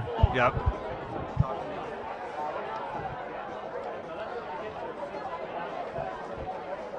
Got route setter Stephen Jeffrey joining us. Stephen, how's it going? Oh man, how's your Friday? Going. I mean, as you're all viewing and watching, you can see how it's going. Yeah. Little out of control, but I mean, we're all having a good time. It's just another Friday night here in Park City. That's right. Hey, you know, I mean, weather's something you deal with when an outdoor event. We're trying to keep a show going and keep everyone psyched, but you know, some things we just can't control. Bringing the psycho to Psycho Comp. Yeah, definitely bringing the crazy out of this for sure. Yeah, it's good times. It seems like, I don't know, do you have a sense for how the competitors are feeling back there? The competitors were super nervous to come back out because the holds are really wet, and honestly there's a huge danger factor in the landing in the water, and so dry firing is a serious issue of just coming off all crazy and landing in the water. But once the competitors, you know, they're competitors. They want to compete, they want to go, so they're just like, let's go. So nice. We win. That's awesome. And yeah, what do you think? Do you have any idea at this point what's going to happen in the next half hour or so? Well, we're on a lightning watch. The Olympic Park controls all our safety issues. They have radar checking. Anytime any lightning happens, they do a 20-minute automatic shutdown, watch the radars. After that, then they'll go back, you know, keep an eye on it, and then they can green light us to start back up. I think we're seriously cruxing now. I mean, we're past like pitch 6 and crux 7. I think we're at limit. Yeah, this is pretty much your dawn wall at this point. Oh man, this is beyond. This is epic. Yeah, that's awesome. Oh wow, yeah, lightning looks close. The lightning's still hanging out. I think, you know, we'll just be here. Yeah. I think it's close. Yeah.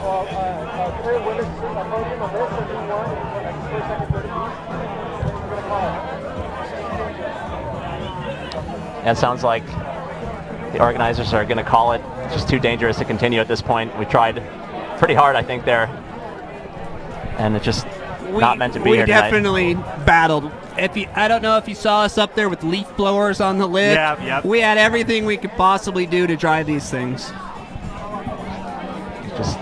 We thought the weather had moved out, and there's just more behind it. Only so much you can do. I think it looks like it's settling in, and we're going to be just hanging out in the rain for a bit. Yep. Do you think we're going to be hanging out waiting to possibly start again, or does it sound like it's actually... I think it sounds like... I think we'll probably call it. We'll probably get confirmation here in a good next 5-10 minutes, Okay. and we might have to just call the event. Sure. Yeah, it looks like they're calling it. Are you guys live right now?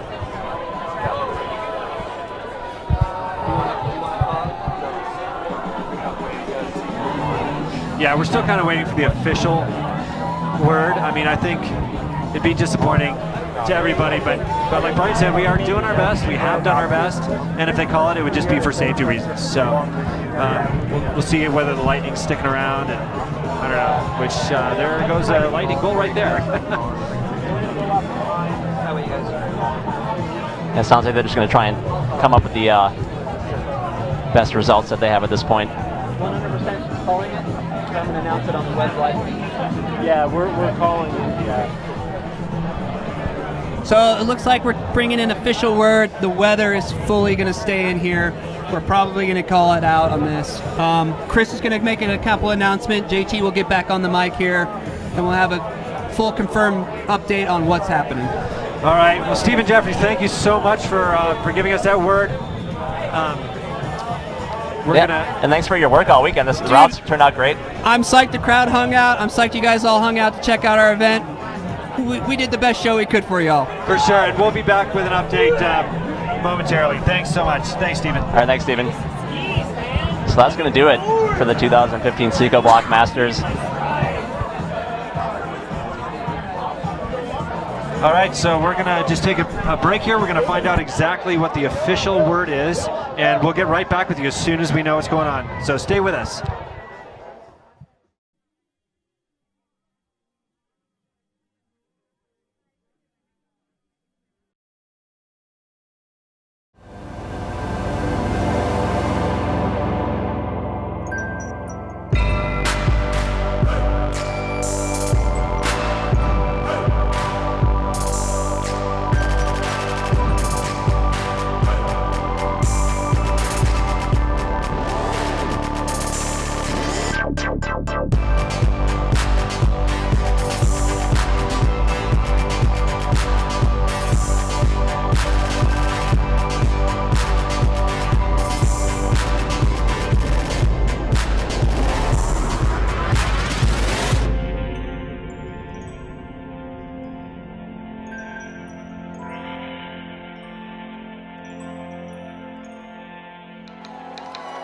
Live streaming is a service that Louder Than 11 provides, but that's not really what we do. We use broadcast as a tool to tell real and inspiring stories that speak to the heart of our audience. As a fan, it's hard to be there for every single event, but Louder Than 11 is committed to creating the most entertaining and immersive experiences possible.